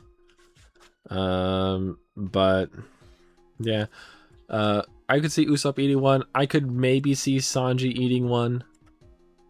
But at this point, with his new power-ups from Germa, I don't think so. God, I remember when that started happening and people were like, how come this suddenly just started happening now? It never happened before when he got hurt. And it's like, bro, they explained it like 15 times. Because he kept putting on the suit, it kept fucking with his body and awakened his powers. What devil fruit would you give Usopp? I, at this point, would want him to see... I would want him to see something that's... or eat something that's Elbaf themed. You know? Something that like is circled around him being like big, tough, and strong. I personally think he'd do good with a zone type devil fruit, but they've already made that joke with Kaku, so I don't know if that's a good idea. It'd be so funny to see Chopper become a second ever person to be able to consume 2 devil fruits. That's just it. You forget Chopper's a devil fruit eater because he barely uses his devil fruit powers anymore. It's Kung Fu Point, and that's pretty much it. And Monster Point. But he's always in Brain Point. Which is fine. I love Brain Point. It is just the cutest little guy. But it's... you could easily forget that he's eating a devil fruit. It's so weird. Sorry, I just remembered I'm playing a game. There you go. There you go, faster. The turkeys! Greetings, Outer Minds. How can I help you? That's for now. Well, that sucked. I really wanted to talk to him. Do I have to leave now? Is that what it is? I honestly don't know. You see him accidentally eat another devil fruit and survive? How do you... I'm trying to think how many people we've seen eat devil fruits. Apparently if Brook ate another devil fruit while he was alive, he could have had 2 once he died, according to Oda. So if he ate a second devil fruit while still alive, he would have awoken with 2 devil fruits then, you think? Or do you think he would just wake up with still just the revive fruit?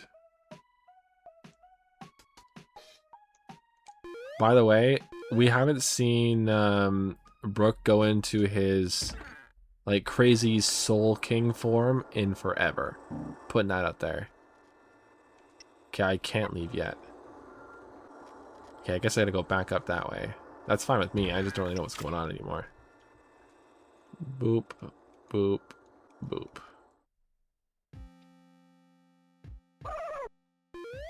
Boop, boop, boop, boop, boop. Go away. Go away. Oh, this is wrong, actually. This sends me the wrong way. I don't want to go here.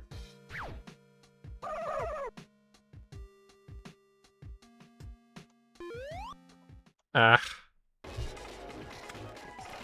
Kept another devil fruit as a skeleton if you have one. Wow, that is such a huge plot twist. Oh my god.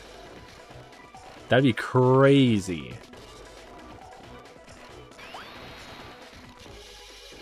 I could see one of Zoro's swords eating a devil fruit. I think that would be really goofy if he had a sword devil fruit that keeps fucking with him. I think that'd be really funny. Yeah, he's the only one we've seen with 2 devil fruits. I've seen that linked to a theory that he actually has 3 devil fruits. The first one being a zone type for the Kraken. which is a monster with 3 hearts, which is why his Jolly Roger is a skull with 3 hearts and multiple bones on it. Because let me look up his thing right now. Blackbeard, Pirates, Jolly Roger. Yeah, so it's 1, 2, 3, 4, 5, 6, 7, 8. So it's 3 skulls with 8 bones sticking out of it. Well, technically, like, in different directions. Don't people usually die if they eat more than 1 devil fruit? But this is where the theory comes into play. There's a theory that it's linked to the amount of hearts you have, you know?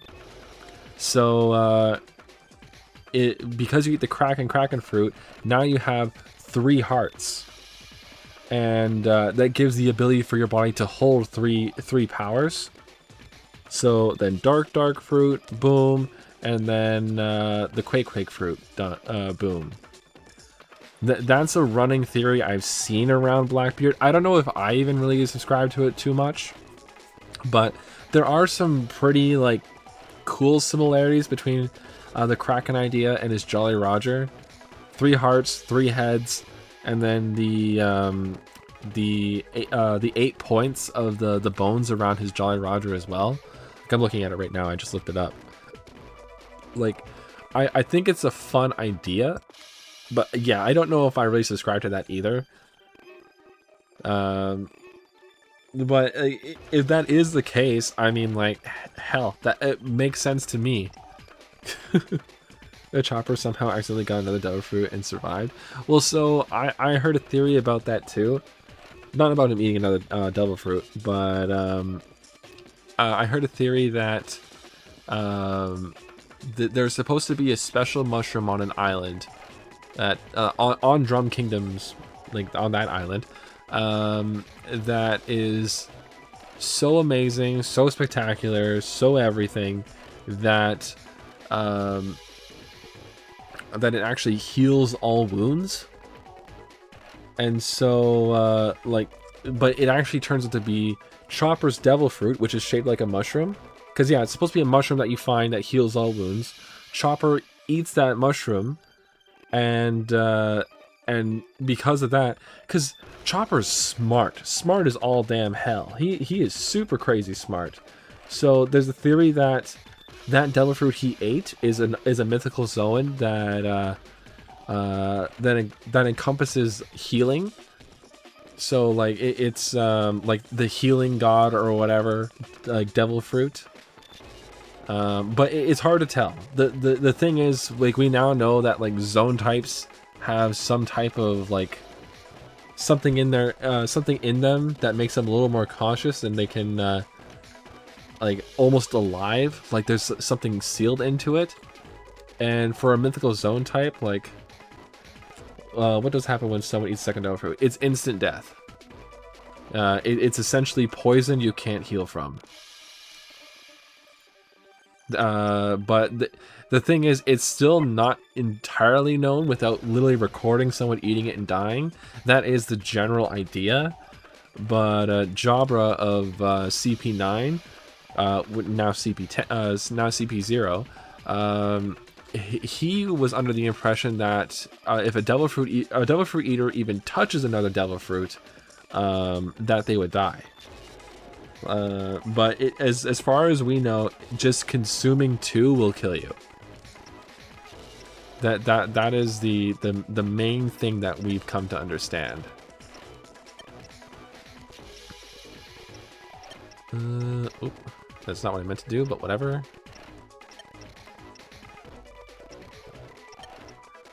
And then flamethrower. Boop boop.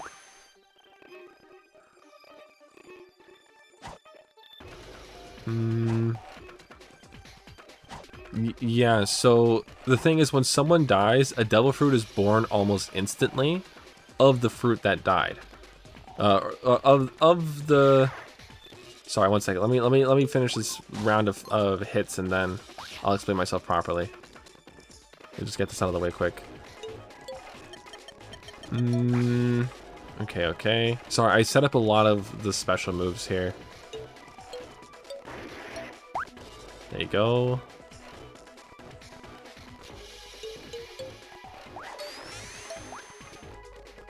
Damn, he's still standing.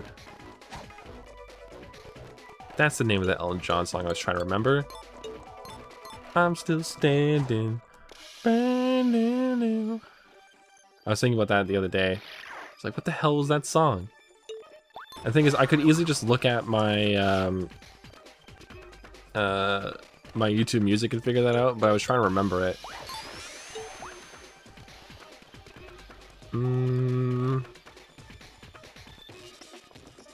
Oh, so you know what? You do wonder how Vegapunk's Devil Fruit works after his main body, the Stella, died, because he still had 3 living satellites. I have... That actually links to the biggest thing with the Devil Fruits right now, which is, so I was saying that the Devil Fruit is linked to the heart. Like, it could be that it's linked to the brain instead. Like, I don't know. That's hard. That's hard to pinpoint. I personally like the Blackbeard theory, but you're right, because it's only the brain of Stella that still exists. Like, how do you know for sure what that really means? Very weird. Whew. Did not go too well. Come on, just take him out. Just take him out. Don't make me hit any more buttons. Good. Okay, cool. Okay. Honestly, I almost thought until Elbaf that Lilith and Edison were gonna join the crew since they survived, but it seems not be the case anymore. Well, it's hard to tell with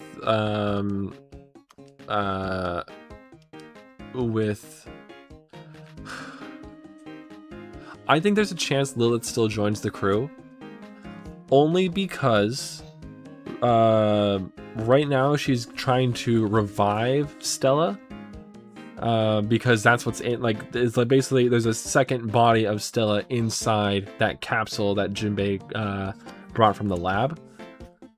And you think Edison will rebuild his own separate body again? I think at one point he might, and he might rebuild the other ones too. But at this point, they're essentially guardians of, they're essentially guardians of, whatever it's called. I can't remember what that top part of Egghead was. He's only one who survived the transfer of the other 3 consciousness into it. Well, apparently their consciousness just still exists, because Lilith can contact them anytime she wants to. Because she was saying, like, oh yeah, I know they're all good. The Lava Face, thank you. I forgot the name of it. Here, let's back up a bit here, because what were we talking about? Something to the second Devil Fruit. That would be a way to avoid that due to Blackbeard. So what Blackbeard's been doing, because if you look back on Punk Hazard with the giant slime monster, Smiley, Smiley is a gigantic slime monster that's eaten the axolotl Devil Fruit.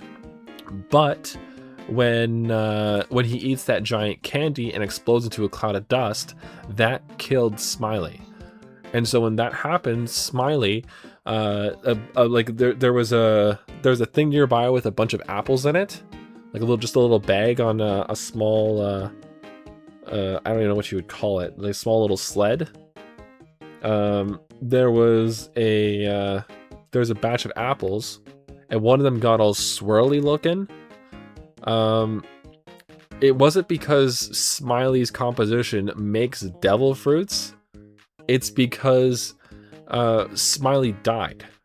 Smiley died right there, and the axolotl devil fruit was reborn right in front of us. That's the only time we've ever seen that happen. The reason why we know that's not the smile fruit is because the smile fruit is given a proper design when we see it on Dressrosa, which is a red apple with yellow circles with black circles in the yellow. And just spots all over it, right? So we know what the difference between a smile fruit and the fruit Smiley, like quote unquote created in Punk Hazard. It's the fact that that's the axolotl devil fruit, and the smile fruit is just something made separate from a smiley. So we know upon someone's death, the devil fruit will reawaken somewhere. What made it reawaken right there is a little weird. Like, I don't know why that happened, but like, that's what happened. So what Blackbeard is doing is he's hunting down devil fruit eaters, taking them alive, and he's stealing their devil fruit power and giving it to other people. Because what if you kill someone on a desert island with nothing there, and that person has a devil fruit, and you didn't bring any fruit with you? Then that fruit on whatever island is closest is going to be reborn there. So it's easier to steal the power, then give it to someone else. I think that's what he's doing. So there's Shiru's devil fruit, which was originally Absalon. Absalon's devil fruit was the clear fruit. He could turn invisible. Now Shiru of the Rain can do it. It's because boop boop, push it over there, easy enough. Like, I legitimately think that's just what happened. Like, it's so crazy to think about. And yes, the smile fruit's terrifying. One thing that's really crazy, because you were saying you only got into One Piece a couple years ago. A couple years ago, we were in Wano. A couple years ago, we might have been in Egghead, right? Like, it's insane. So I started reading One Piece. I don't know where I was when I caught up, but I remember catching up 2 points in Punk Hazard, right? So that's around the time where I feel like I caught up completely and started reading them daily. That was during Punk Hazard. So all that stuff, the Kinemon kicking the shit out of that dragon after he sliced it, and then all the talk about the SAD containers and stuff, and making something really like crazy for Don Flamingo, which turned out to be man-made devil fruits, and then this and then that, and then just keeps like cycling, and then we see a bunch of people laughing and giggling in Wano. You're like, what the hell's going on with that?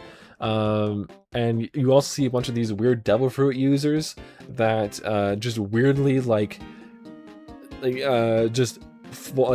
random body parts turn into animal stuff, and like just at random. There's no whatever. There's no rhyme or reason to it. And some of them, like, they get lucky, like that one girl with the butterfly wings and the antenna. And then yeah, you end up like the guy who is inside a hippo's mouth. There's the other guy with a lion right above his crotch. Apparently, according to Oda, if Killer's smile fruit worked, it was gonna turn him into an elephant one, but his head would have been at the end of the elephant's trunk, and his whole body would be gone, replaced with the whole body of an elephant. Apparently, that's what his smile fruit would have turned him into if it worked. And but anyways, yeah, all this accumulating to when they reveal that the smile devil fruit is what causes all the people laughing and all the weird ass devil fruit powers. Because you can kind of link, okay, the smile fruit eaters are the devil fruit eaters that look weird as fuck. But then to learn about the chances of it working being super slim. And I guess in the elephant would have been include separate living creature and control too. Apparently, because if fucking Lion Crotch can smash himself in the dick, then without the main body letting him do that, the chicken, the hippo and the chicken is fuse guys are so freaky. What about the giraffe guy, whose crotch is and like ass is the giraffe? Like the giraffe whole body up to the tip of his neck is the ass of the of the guy. I think it's when the animal parts have a head that the human parts don't fight for control, but they have like a second personality to deal with when it comes to using their abilities. And the guy with the gorilla for a hand, like there's so many weird ones. It's so goofy. The ladies got really lucky with their smile fruits. Oh my god. Because holy shit. Like, I don't think there's a single weird woman smile fruit eater. I can't think of any off the top of my head. I think there's a couple weird ones. Yeah, there's that one lady whose body is growing out of like something else. I can't remember what it was, but that was the weirdest one. And Oda made sure we could still see her boobs. So I don't know. I don't know. It's a weird time for sure. Good greetings, Thebes. Thebes. These must be the masterminds you've been protecting. No. Thexel, who's that? Thebes called it Thexel, one of the Overmind's elite protectors. We may be in significant danger. I just been over. We're here for the Chaos Emeralds. Back away, Thexel. We won't hurt you. Just leave Thebes out of this. Thebes put himself in the situation. We're gonna need the Overmind to have a purpose. Oh damn. Oh damn. That's not good. I would have preferred to have done... Oh, no, we were pretty good with our stuff. Never mind. I also hate it when two living creatures are fused in weird ways. Oh my god. Speaking of which, I've been playing Pokemon Infinite Fusion. So much fun. I've been really enjoying it. I've been playing that on my own. I usually play games with you guys on stream. But just in my spare time, I'm playing that. Like, I'll play that after I'm done this today. Before I go to bed. And I've been having a lot of fun with that.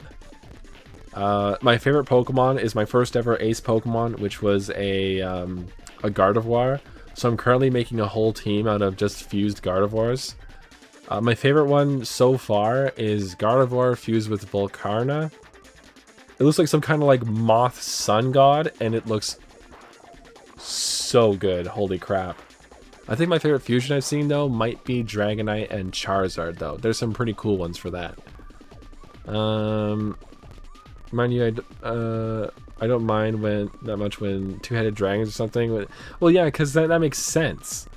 And this other shit doesn't make any sense. The thought of being trapped to another being and having no control and moving them around is legitimate. Yeah, exactly, right? But it seems like the human part does have majority control. It's really hard to tell where that lands, because that one guy with the lion for a crotch, the lion can shoot fire. Hello? What? Huh? Like, what are you talking about?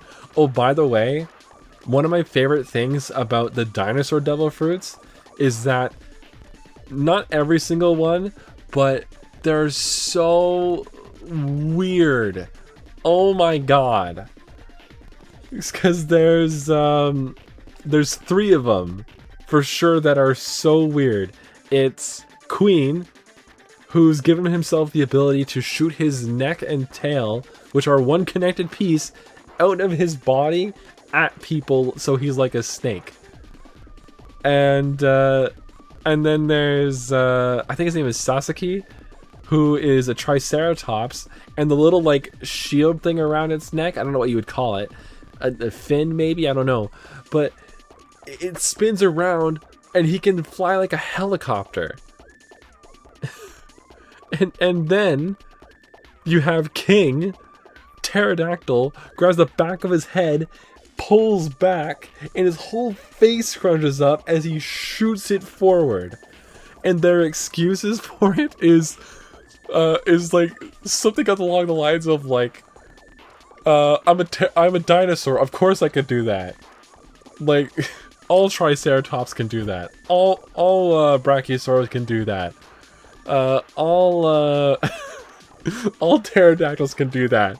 Like, it's so stupid, and I love it so much. Oh my god, so great.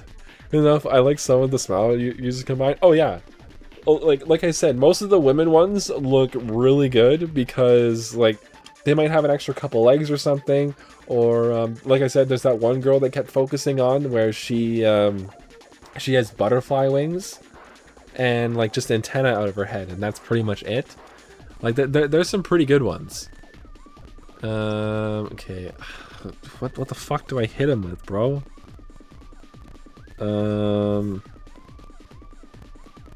Okay, fire, earth, and lightning. That's still the only weaknesses they really got. Okay. We'll go for Thexel first. I'm assuming he's gonna have some real weird ass moves. And take him out first. Plunder. Plunder. Then Blade Rush. And attack. And then we'll use Flamethrower. Maybe I should use Beam Cannon. Fuck.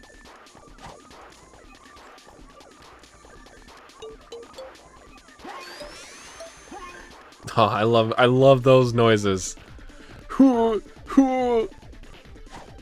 So great. It's so bad. It sounds just bad.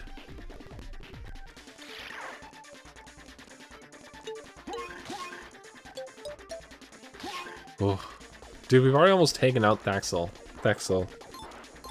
Oops, stealing stuff. I love how that's a guaranteed pull if I don't do anything. Oh my god. Ow.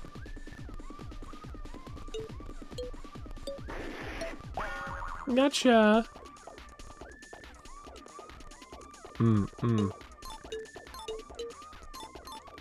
Okay. That's fine, I guess. Boop. Boop. Ow. I think we're just gonna have Omega hit them again. Boop. I'll just do that.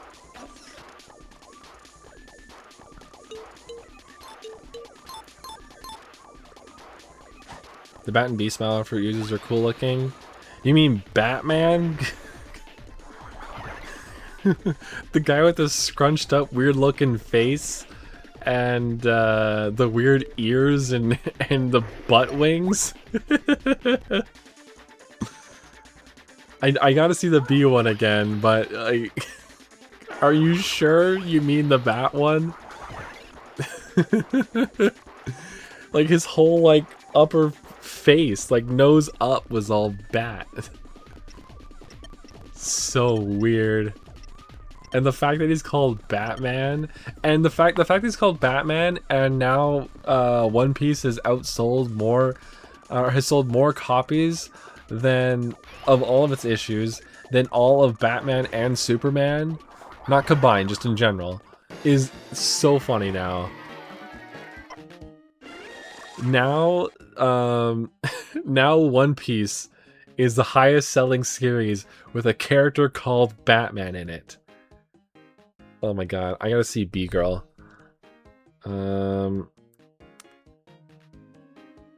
One Piece Bee Smile Fruit.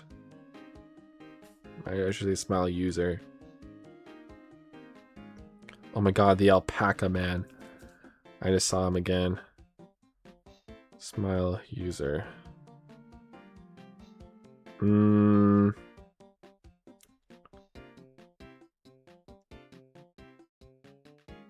I'm just getting pictures of the. Oh my god, there's a there's a picture. I just found it. It's of one of Kaido's men, and his left hand is a hamster. Just the hamster's front paws up. That's his devil fruit. And yes, there's the girl who's got the body of a gorilla attached to her. Her arms are inside the gorilla.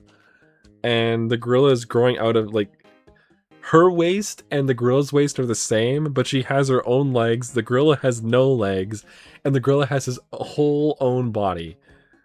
just behind hers, apparently. So weird. I'm trying to find that B one. I see the hippopotamus, the guy with the snake fur legs. Oh my god. Oh yeah, there's that one girl with the spider monkey girl who's got like 6 arms. Hell yeah. Fucking Batman. Like, I want to see more of them, but I don't really see them. Like, I'm just getting a lot of the same ones. But yeah, wow, there's a lot of... Yeah, I think both gorilla ones are freaky. The gorilla hand and the gorilla waist are both very, very weird. I think we're gonna boost attack. I can't believe I can't boost luck anymore. Damn it! Let me boost my luck more. I really love forcing the luck boosts because we're just hitting these critical hits all the time. You did it! You saved Colony Beta. Take the Great Emerald. It will protect you from the Overmind's control when you're on Colony Alpha. Go, let's go. There's just one last thing to do.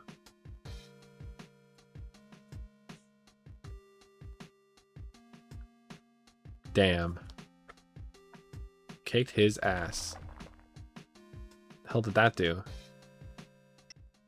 Sonic! Was that...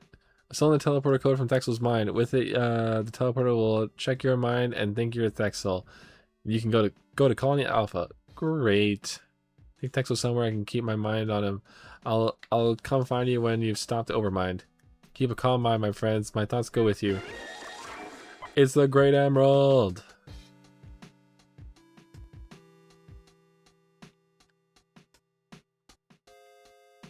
So this is the thing I gotta go to? Hope this works. She's literally named B Girl. Why didn't she show up when I searched her? One Piece Smile B Girl. Oh, yeah, it's another one with 6 arms. Okay. For some reason, I look up B Girl and I get Beyond of the Tontatas. She ate a devil fruit. She ate the bug fruit model Hornet. So there is actually an existing bee devil fruit. Yeah, she's got 4 arms. Wow, that's cool. I didn't even clock in that she was a devil fruit eater. And then yeah, the bee girl. I see her. There's a really awkward like zoom in shot of her where she has no eyes. Damn, she looks good. Whoo! All right.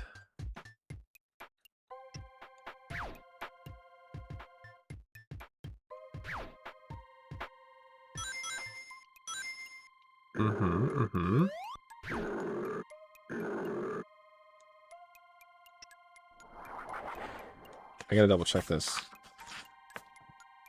Teleport, climbing, teleport.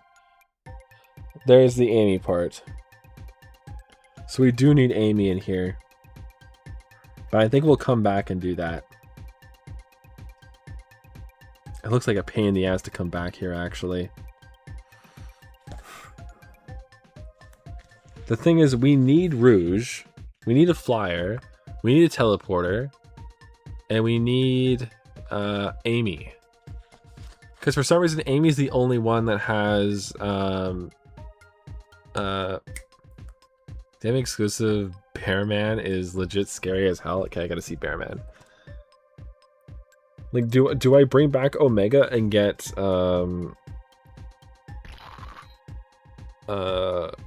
Amy? Because this is gonna take a long time to circle back to. Bearman. Oh, that guy. He opens his mouth and he's just a bear. There's the alpaca man too. We look so cute. Okay, let's check that. I almost said devil fruit.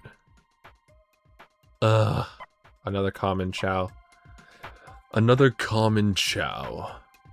Cast him aside with the rest. I really need the teleport skill. That's the problem here. Teleport and climbing.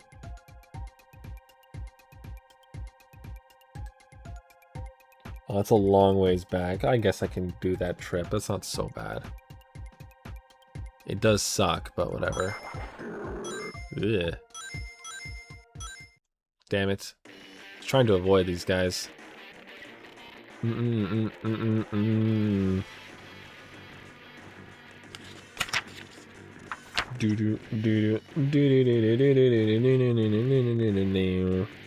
still weak to fire and earth and stuff. Cool, cool, cool. I'm just gonna run. Fuck these guys. Ow. Ow.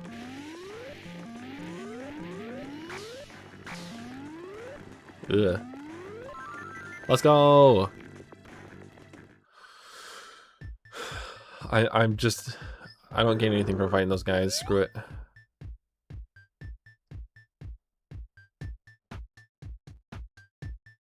Nice. We love that for us.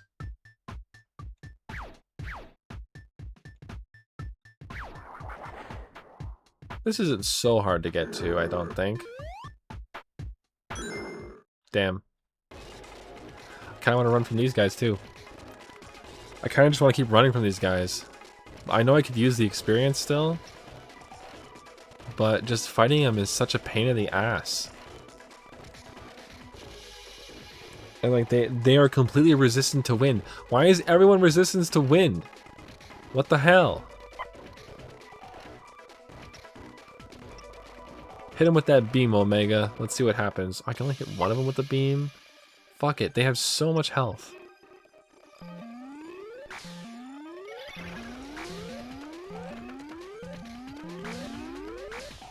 Great. Great.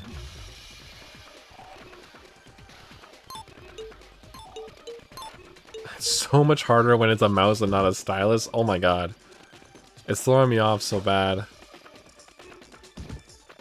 Because I just all the sliding around. Ugh.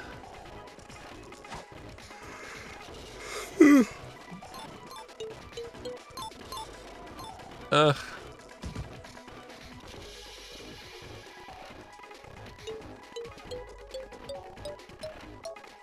I'm trying to think of all the times we've seen someone eat a devil fruit in One Piece.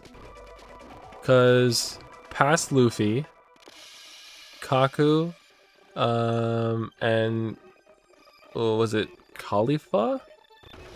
I believe so. Sabo.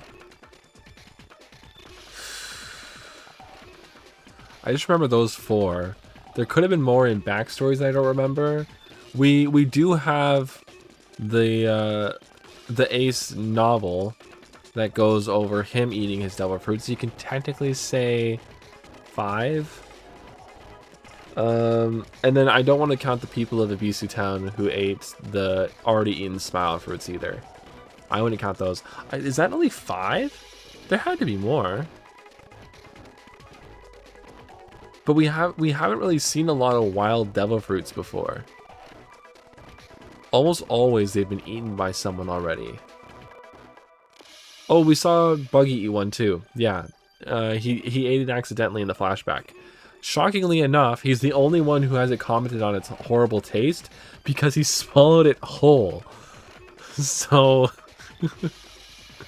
that makes you wonder though, do the effects of the devil fruit change when you swallow it whole compared to just biting it and eating it? Like, how does it take like a split second longer for it to work? Because as soon as he fell into the water, he couldn't swim, which was almost instantaneous. He eats the fruit by accident, drops the map, jumps into the water, and he can't swim. Like instantaneous. But I wonder if he was already swimming and swallowed it, would it take a second for him to affect him? compared to if he were like swimming and chewed it, like chomp, eat, you know? Would that be faster? I don't know. I don't know. I was curious.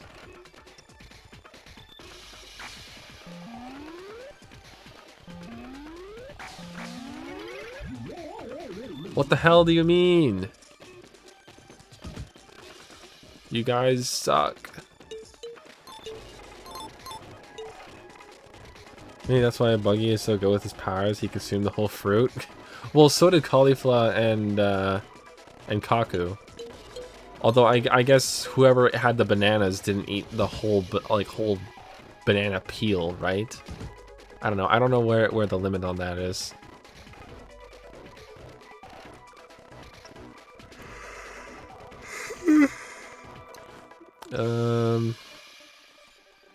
Jewel Storm. Jewel Storm.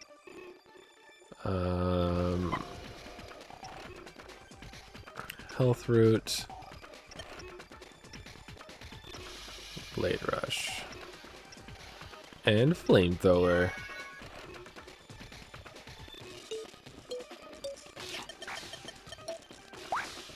Well.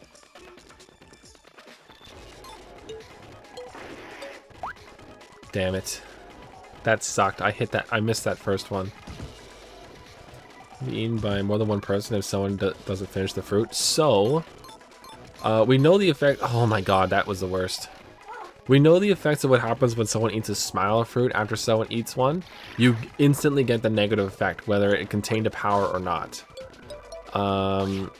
So if I ate a smile fruit and I got the gorilla hand one, and then you took a bite of that same gorilla devil fruit, you would just get the negative effect, which is the smile effect. But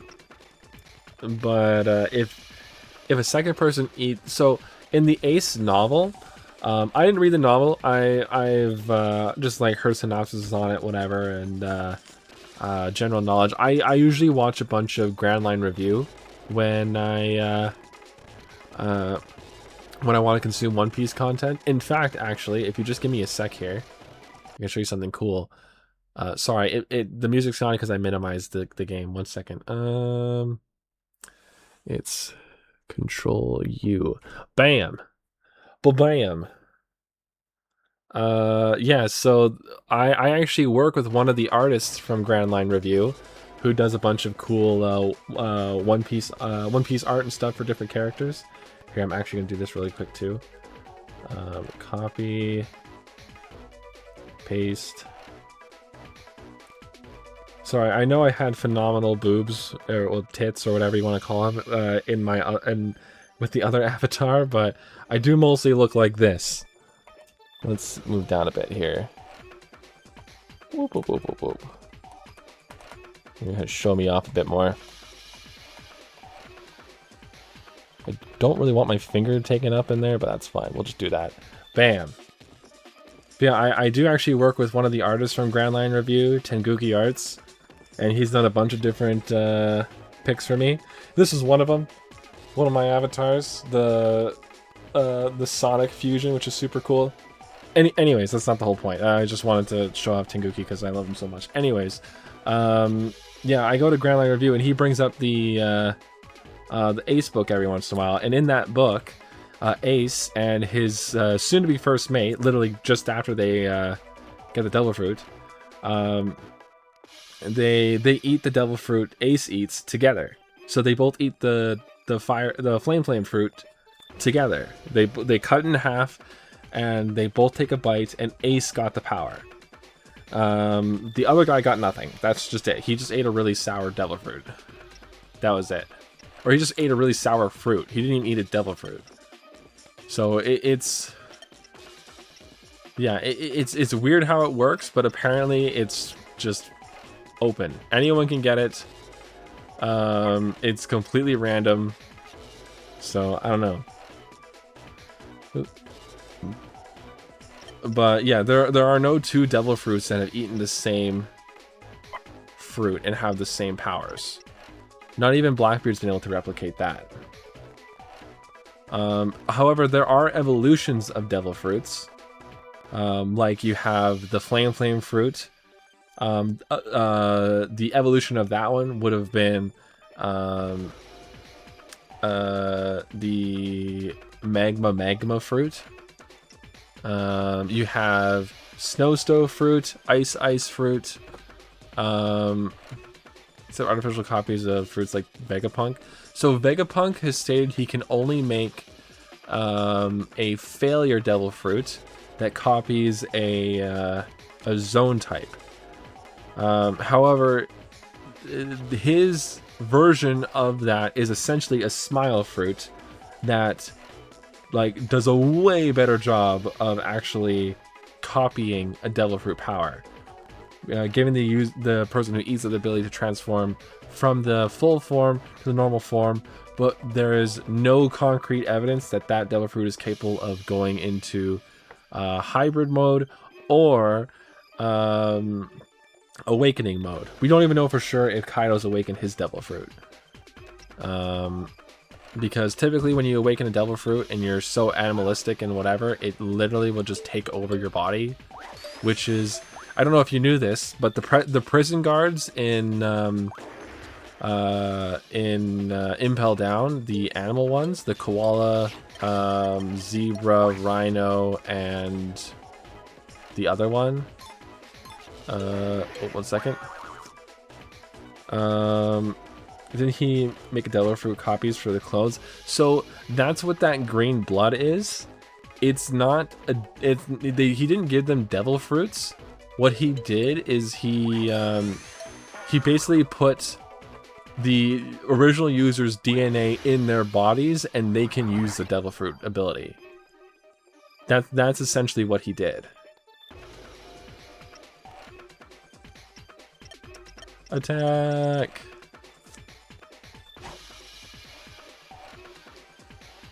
But yeah, the reason why the dragon fruit that he replicated was wrong, like the reason why it was a failed fruit was because Momo came out pink. He's supposed to be blue. And that's it. How is Bilbo only the second ever animal with a non-zone devil fruit? Well, Bilbo. Who's Bilbo? Biblio? Let me look that up real quick. One Piece Biblio.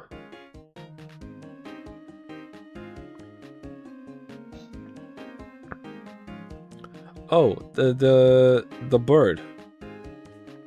Head librarian, owl devil fruit, or head librarian of the owl library.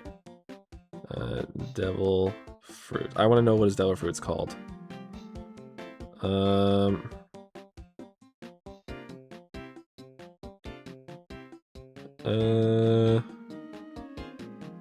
Non-canon. Okay, well that's non-canon. What the fuck?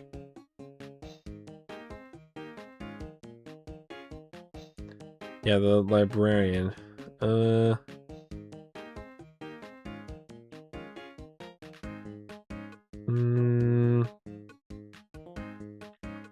Okay, I don't know what the name of his devil fruit is, but there's a few devil fruit animals, like animals that have eaten devil fruits. There's Pierre, the Sky Knight's pet bird that ate the horse fruit. You have Stronger, who ate the Pegasus fruit. That's Doc Q's horse from Blackbeard's crew. You have Chopper, human fruit. Model who the fuck knows, considering the fact there are now different models of that. You have there are other ones too. Shit.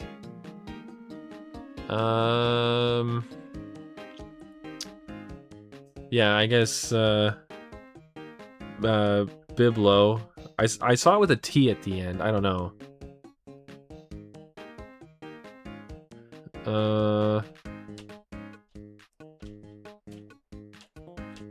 But I count 4 that have eaten devil fruits.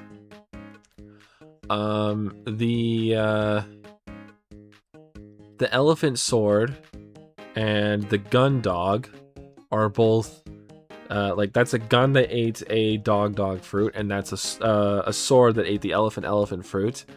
There's also a like some kind of like I can't remember what the hell it's called, like a kettle that ate the tanuki fruit. All zones. Yeah, Pierre, Stronger, Chopper. Yeah, I guess you're right. Weird. I wonder why that is. That is true. I'm trying to think of other animals that's eaten devil fruits. One Piece animals that ate devil fruits. I'm curious now. Chopper, Onimaru. Even Buzz, this little dog that turned into an eagle. What the hell is a Noko? Oh, that's something else too. Okay. Yeah, there's only 1, 2, 3, 4, 5, 6, 7 devil fruits, and I named them all, by the way, except for Onimaru, which was a cheap shot, and Noko and Buzz, which are both non-canon. So, yeah.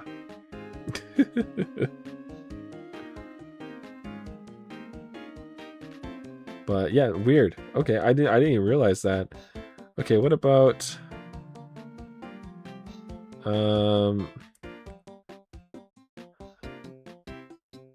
things that ate devil fruits?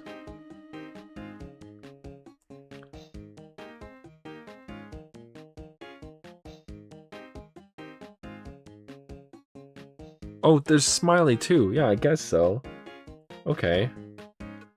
Only Noko Bulo in the entire series. That's weird.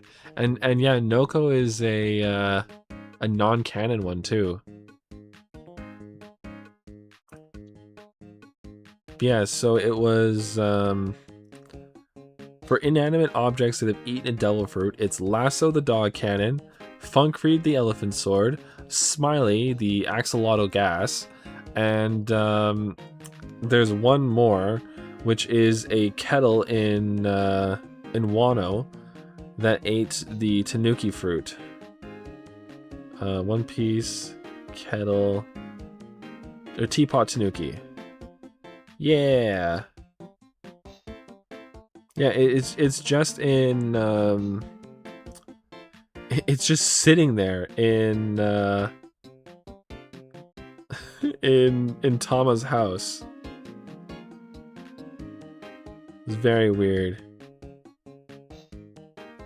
But they never acknowledge him. He's just a little squirrel dude. Well, raccoon dude. Well, that's because of Dr. Vegapunk. We still don't know how or why that happens. We don't know how Lasso ended up in Baroque Works' hands at all. And yeah, Vegapunk made Funkfried, we know that. But apparently, well, and obviously Vegapunk making Smiley makes sense, because it was probably Caesar that did that. I wouldn't be shocked if Caesar also ended up somehow making the Tanuki teapot, and it ended up in Tama's hands at some point. I wouldn't be too shocked by that. But yeah, very weird, to say the least. But oh my god, like devil fruits are so goofy sometimes, man. And by sometimes I mean like almost all the time. It's so goofy. It shows Vegapunk isn't a bad person. Oh no, Vegapunk has been like one of the biggest mysteries in One Piece for the longest time, and to find out that he's just a perfectionist weirdo is kind of the best. And like he's a perfectionist weirdo that like does not hesitate when shit, a stupid squid guy. Fuck, I totally teleported first. I'm just gonna run from these guys again. So weird how Bonnie totally changed during Elbath. Well, she didn't change at all in the beginning of Elbath. It wasn't until she saw Kuma's flashback. She lived through, like, how old was Kuma before he became all Kumified? How old is Kuma? Yeah, Bonnie basically lived for an extra 47 years of her life through her dad's eyes. So, I don't know. I feel like 47 years is enough to change someone.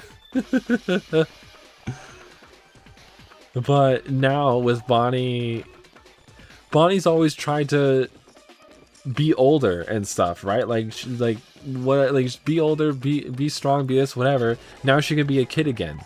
You know, now she has her dad back. She can be a kid again. Weird since she's only 12. Yeah, so you can basically say she's 59 years old after living through everything that Kuma went through. But she only sees like very specific memories of him, right? She sees all the memories that impacted his life the most. And like that was everything she absorbed from it, right? So like, yeah, it makes sense that she'd change. For sure it does. She would totally join the crew, but she's probably gonna travel with her dad. Also screw Gyo and the rest of her crew, I guess. Well, they're dead, I think. I'm pretty sure they're dead. Either that or they've been captured. Because remember, Blackbeard captured Bonnie and who was like her dad's best friend. Oh yeah, I know. Yeah, I'm pretty sure her crew's dead. What happened to Bonnie's crew? Following her defeat, they were captured by the Marine Admiral Akainu. So yeah, they should all be in prison. I'm pretty sure they're all in prison. I think they're in Impel Down. So I don't know. I don't know where they go from there. I wouldn't be shocked if Bonnie said, well, now that my dad is safe, we're gonna go break out all of our friends from Impel Down. And then like I wouldn't be shocked if she joined the crew. Because there have been instances where kids have joined big name crews in the first place, like Shanks and Buggy on Roger's crew, most of Whitebeard's crew in the younger days of the Whitebeard Pirates. So I don't know. It's kind of hard to say. Shit. Whew. Whew. She be the youngest member of the Straws, so she did. Oh yeah. Well, actually, how old is Chopper? I think Chopper is 16, so yeah, she would be the youngest.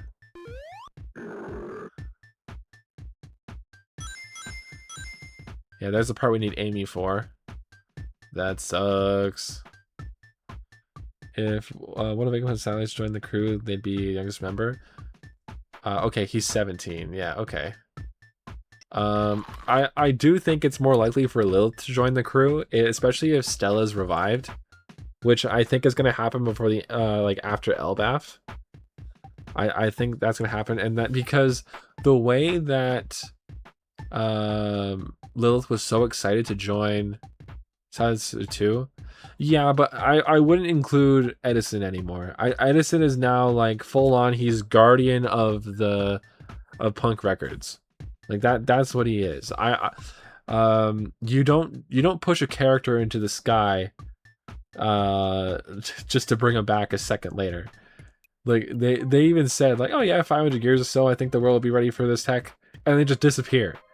Like I take that as the end of Edison. Don't even include him as a character in the show anymore, unless Oda full on decides to bring him back for another reason entirely. Damn it, 8 of them. Why do I need to do water damage to stuff? God damn it.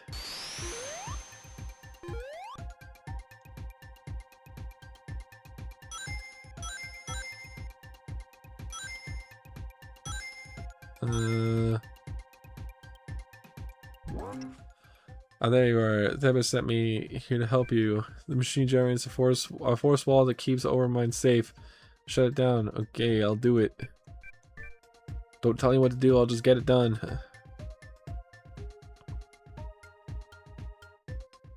Um...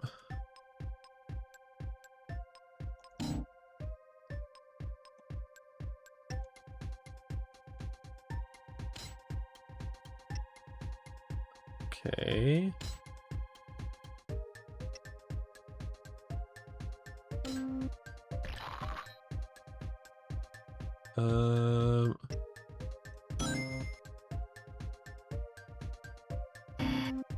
What?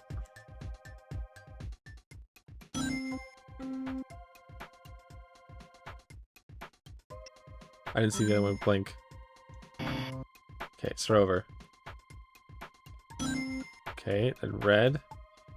I see. It's changing right away. Then blue.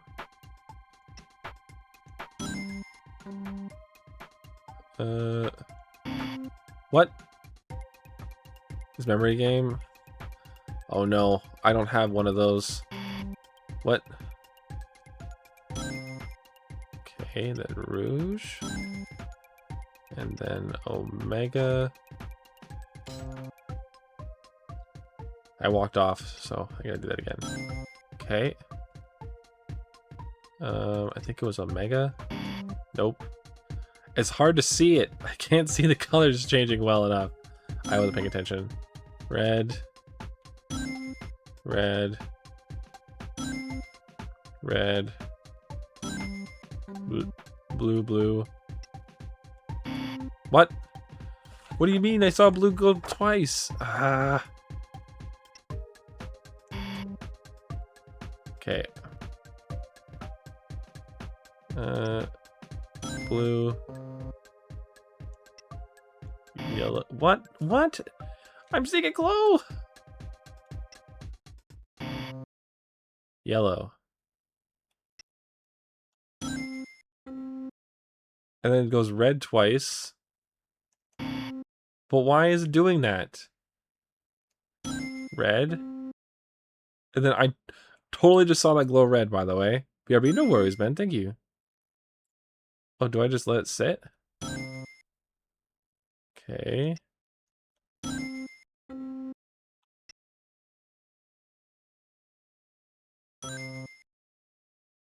Okay.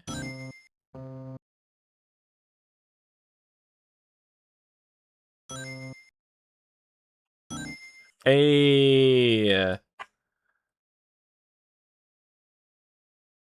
I don't really know what that did. Let's go. It's a lot of experience points from that too. Holy crap. Cheeselet. I have 7 of you. God damn it.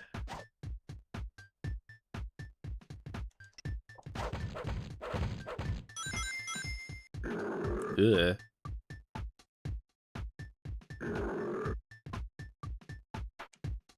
I don't think there's anything else down there for me. Or up there, sorry.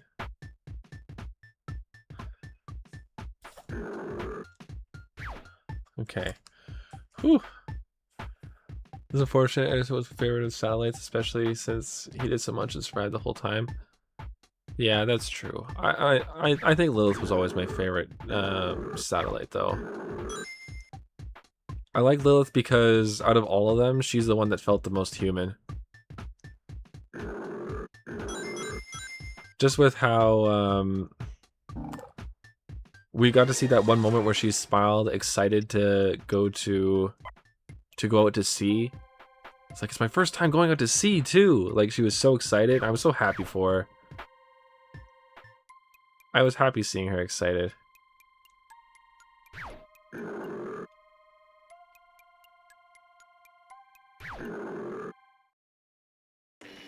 What?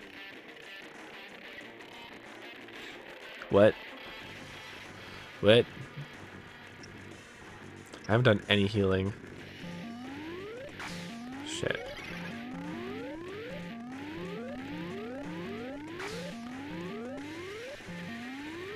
Let's go. That was a good one. We still hit a few things, but that was pretty good. Nope, leave me alone. No, leave me alone.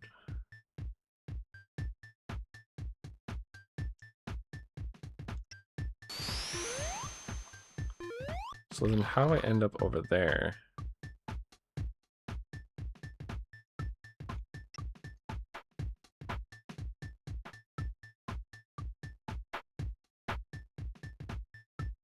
Like what? It's gotta be from down below, right?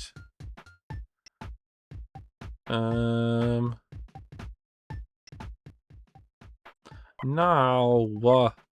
I only have 11 more after this. Like, this doesn't look good to me.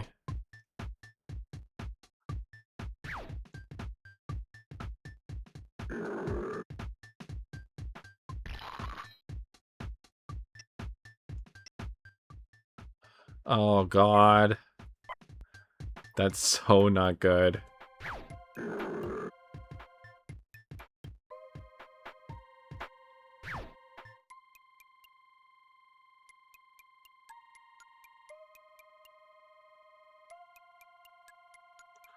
Hmm.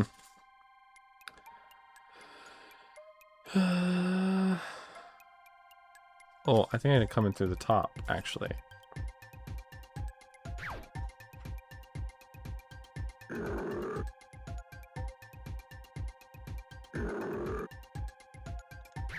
Whew. That was close.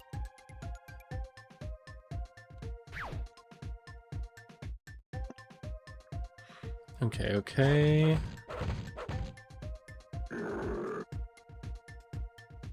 Fuck. I can't do anything.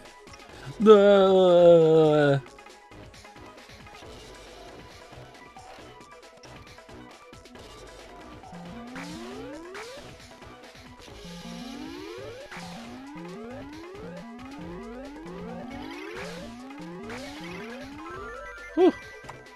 I keep on keeping Rouge too far into the back of everybody. Boop. That's not good. Who's the team? Team? Can't resist. I betrayed Lord X. Psychic interference detected. Moving to adapt. What's going on here? This one resists us. It possesses power of its own. Give in to us, outer mind, and let us unburden you of choice. No, you will not control me. Matter of if is a matter of when. Fight us if you wish. We will even give you your friends back to give you a fighting chance. We would hate for this to end too quickly. Waste your time. You're overblown windbags. Are you gonna fight or not? Hey, fighting some windbags. I am really not healed up. Let's overdo it. And then axe kick. And then attack. And then attack. And then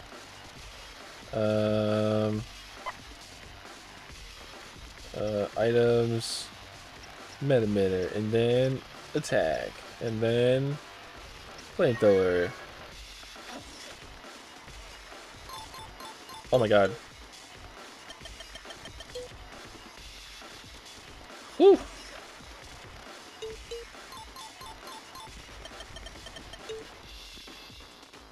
God damn, that's so fast. Hey. I mean, ow. What?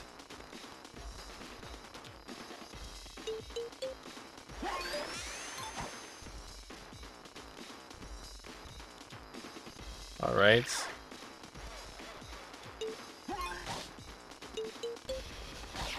Fuck. As soon as I miss one, I screw up.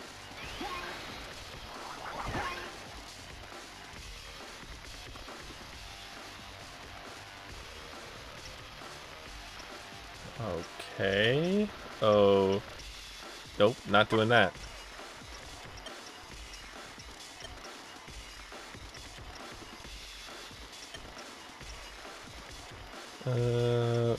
Plunder you. I'll just attack. Blade rush. Blade rush. Flamethrower. Nice. Nice. Ow.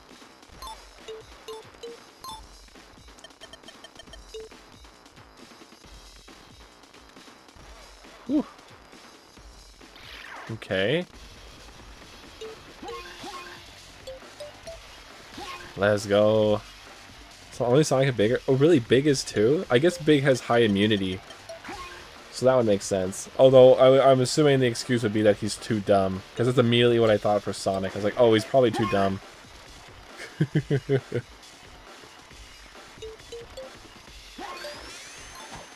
Damn.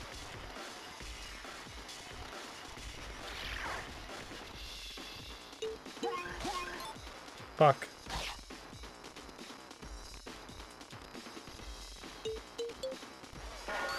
Nice. Red one's down. Boop.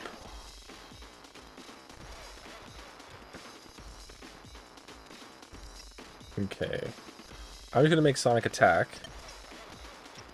I'm gonna make Rouge attack. And then I'll make I'll just make Blaze attack 2. Then we do Flamethrower. Wow, 59 damage is nuts, even for a Lucky.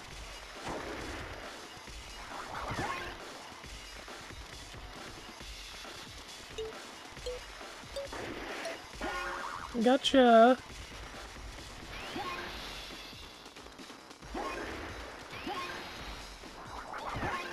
Alright, just 1 sec. Okay, we're all good. Whew. He's also probably too slow. I mean, yeah, there's that for sure. According to IDW, Sonic is a master strategist. Blaze, I didn't see Blaze. I remember saying Blaze. Blade. Sorry, that's my bad. Their names are so similar. God damn it. The thing is, I think a very comparable character to Sonic is Goku. Goku is crazy ass smart. Crazy ass smart, but only in battle sense. While Shade, damn it. I can't keep messing that up. I can't help it. Shade. Holy crap. But yeah, so I don't really see Sonic as a strategist. I see him as like your normal speedster, where they're just overconfident and like they just like, dude, do whatever you want to beat me, man. I'm just faster than you. What is that? What are you gonna do about it? Like, it's a promo material called Color Shade. Shade the Goat. The goat? What? Oh, I guess, yeah, to avoid spoilers with the echidnas. That does make sense. What a weird thing to call her, though. Remember during the Metal Virus, he acted as main strategist instead of Tails or anything? Yeah, but his strategy was still just to go fast. You know, like, it wasn't anything too deep. Like, he just like, you fix things, I'll go fast. Probably because of Shade's armor. Yeah, probably. That makes sense. Flamethrower. Although his normal attack is more damage.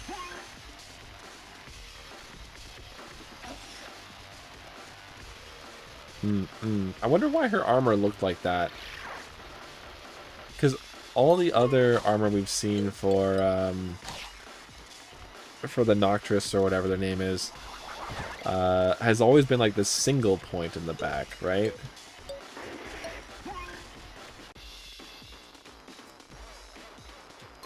Fuck. That's okay. That's okay. Boom.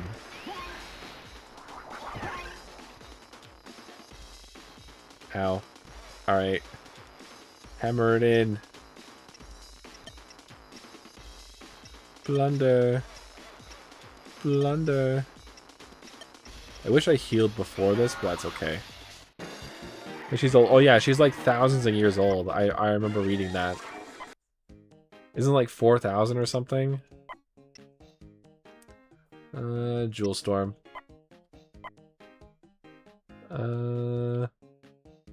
Can't boost the luck anymore. Damn it.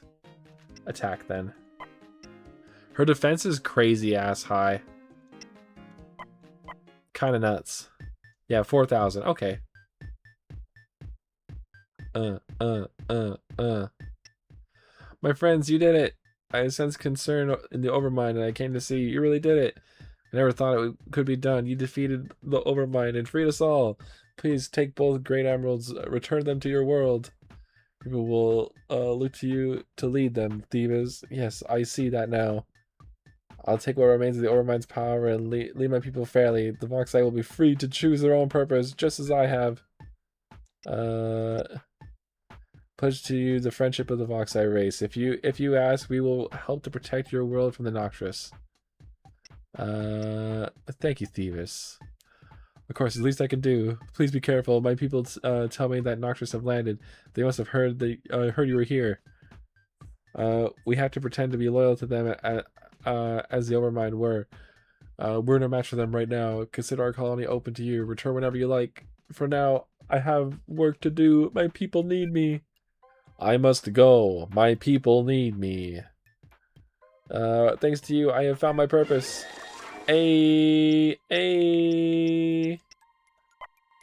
Let's go.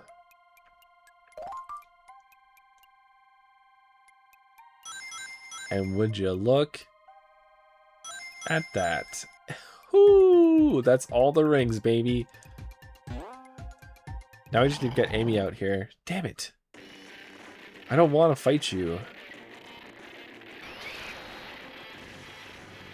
Actually, I kind of have to because I got to keep collecting things for Rouge. People need a hero. Cute DuckTales, my other theme. Actually, I was referencing Poochie from The Simpsons. Homer gets to voice a character on Itchy and Scratchy, but everyone hates the character. And so when Homer gives him like, hey, like, I know you don't like me that much right now, but I want to live up to your expectations and be the character you want me to be, has this big epic speech as Poochie. And then when the episode actually airs, it's all cut out and the wrong voice comes up right before Homer's about to start the speech in the show. And just like, hey Poochie, what's going on? What, you look like you have something to say. And Poochie goes, that's right. Or he's like, and like Homer's voice goes, that's right, guys. And then immediately cuts to the new voice and he goes, I must go. My people need me. And like, not even, not even like a new scene or anything, but they just push the slide with Poochie up, so like his lower body is cut off, and he goes up into the air, and goodbye, Poochie, goodbye, and then that's it. Then that's everything. It's so dumb, and I love it. Oh my god. I'll try Jewel Storm. We'll try Jewel Storm again. Blade Rush. Blade Rush.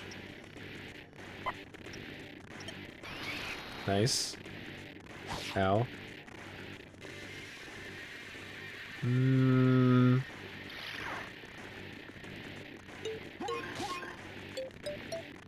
Bam.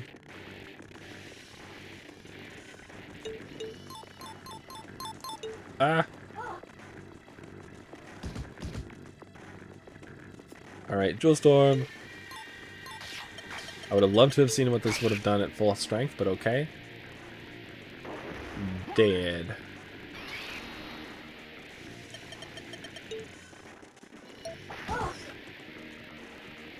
Alright.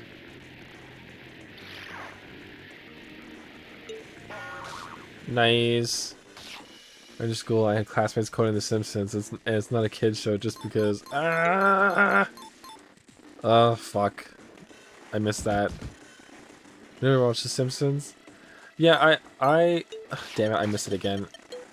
I love The Simpsons growing up. I watched it with my dad, like every new episode. It was awesome. I remember in elementary school I had classmates quoting The Simpsons in a kids show just because it's animated parents.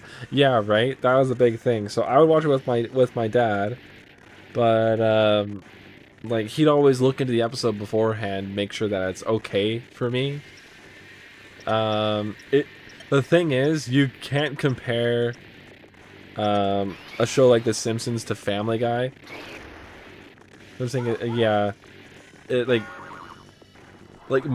so my mom's a huge fan of like the MCU, like Marvel, and so for her birthday one year, I offered to take her to see the Miles Morales Spider-Man movie, like the second one, and we would have like, and I would watch the first one with her at home. And she's like, well, I don't want to watch that because it's just like an animated movie. Like, why would I want to see that? Like, it's just, you're not a kid, and like, it's like gonna be a kid's movie. It's like, no, like, you have to see it. Like, it's so good. We watched it, she loved it. We watched the second one in theaters, she loved it. And just last night, her and my dad were watching K-pop Demon Hunters. So, yeah, I don't know. It's just kind of goofy to look at. Boop.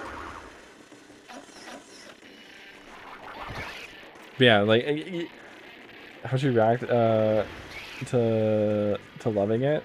Was she confused? To what do you mean? Like, how did she react to Spider movie or K-pop Demon Hunters? I haven't asked my mom what she thought of K-pop Demon Hunters yet. I loved it. I think it's probably the best piece of media I've seen in 2025, and it's not close. I think 2025 really sucked for new releases of basically everything. She enjoyed the anime movies. Yeah, she enjoyed them. She thought they were great. For the ones that I showed her, obviously she's seen anime movies before, but they were for kids, right? Like, she saw them because I was a kid. Although my whole family loves Toy Story because of me, so like that's a whole other story. A Toy Story, if you were. Stop doing that. Damn it. I better just heal. Damn it. I don't want to, I just want to hit him. Boom. Just in case. Yeah, I've always preferred animation too. I'm like that as well. What's worse? Kids on my school quoting fucking South Park. Oh yeah, that's a whole different story. I've never seen a lot of South Park. I've seen a few episodes, mostly their specials from today, like today. Like I really liked the like they did one for Disney recently. They did one for oh, this little swirlies. I remember that from the opening. Oh my god, I can't fight you guys right now. That sounds so boring. Yeah, no, I know exactly what you're talking about. Like, in the same way, The Simpsons is the cleanest adult show you will find. The cleanest adult animated show you will find. Absolutely, it is. Great show. I highly recommend it. It's honestly, like, because I was watching that with my dad when I was like 10, 11-ish, but I would always end up watching like the occasional episode with him too. What we used to do when I was really little, so he would sit on the couch and he would lie down across it, so like the arms of the couch would be like when you sat on the couch, the TV was to your right and you couldn't look at the TV if you're sitting on the couch looking forward. So he would lie down across it with his head on the armrest and his feet on the other armrest on the other side, and I would sit between him and the couch, and we would watch The Simpsons together. But when there was one year, or one time, sorry, this actually happened more than once. I wouldn't be able to sleep sometimes, and I would hear the TV. So there was a little like hole in the wall, like just like on purpose, like just a square cutout that was like a window without the glass. And I would sit there looking into the living room where my dad was watching TV, and I'd always watch The Simpsons while he would fall asleep on the couch. And oh, he'd catch me more than once. One time they actually blocked that hole with the Christmas tree, and I ate all the candy canes that were there, and like everywhere else on it. My dad woke up to me and sitting on the ground, surrounded in candy cane wrappers. Really goofy. I was super little for then. Let me watch Family Guy and such as a kid because she realized it was adult animated series. Yeah, exactly, right? And she thought Monsters Inc. would have been too scary for me as a kid. I thought Monsters Inc. was too scary for me as a kid. I've seen people say King of the Hill is more mature family show than just adults, since he's less raunchy and than like The Simpsons and South Park. The thing is, like, The Simpsons is even their trios of horror episodes is nowhere near Family Guy, American Dad, South Park, even Futurama. Like, nowhere near those levels of adult show.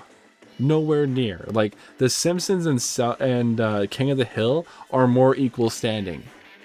I would personally say. I would say those two shows are more equal in that front. With Futurama just a little bit more adult, but it's mostly because, like, Bender. Like, there's no character in The Simpsons that actively goes out of their way to be like overly sexual or weirdly this, weirdly that. There's no character like that. In Futurama, that's Bender.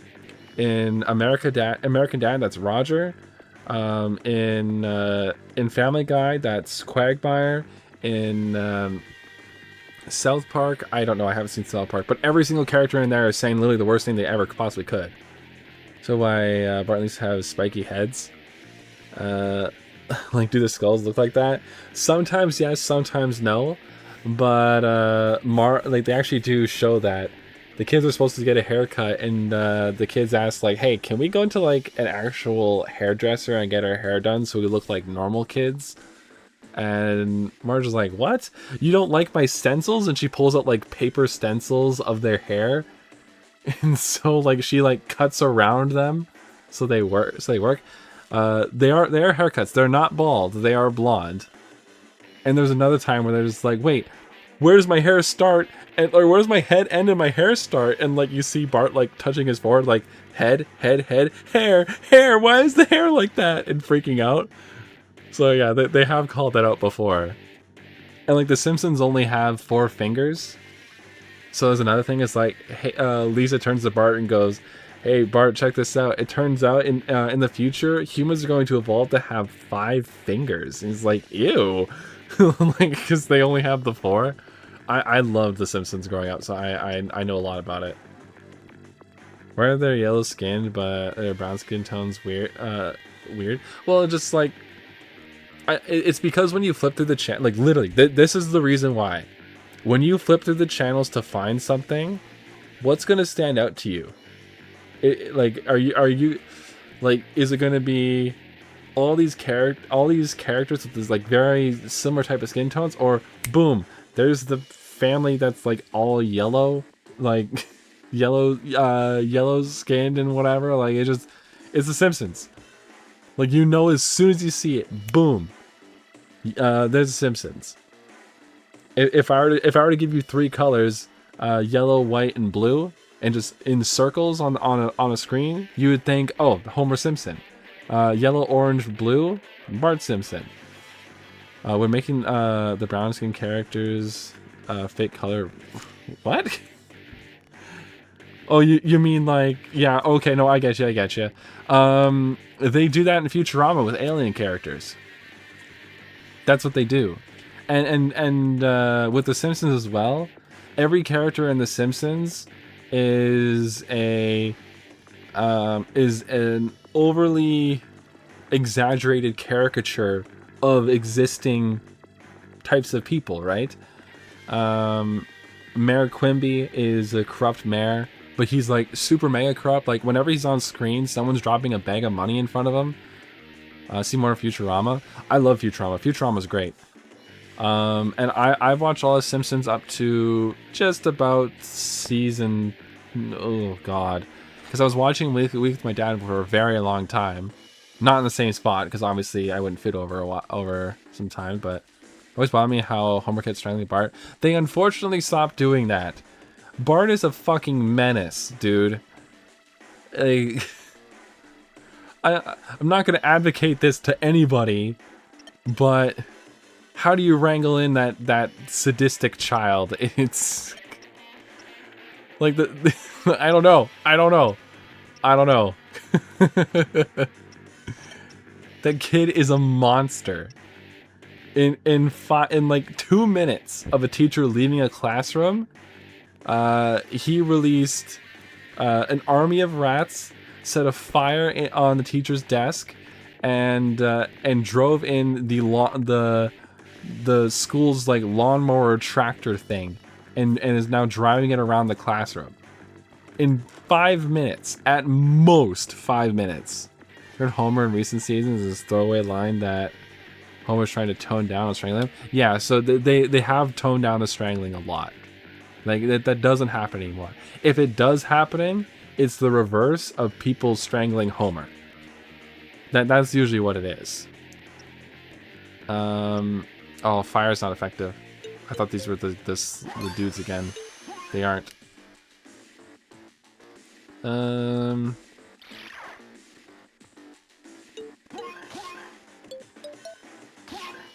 Yeah, I mean, I still love The Simpsons. I haven't seen the show, like the newer seasons, like the newest seasons, but I've seen a lot of it, and like, yeah, I still love The Simpsons.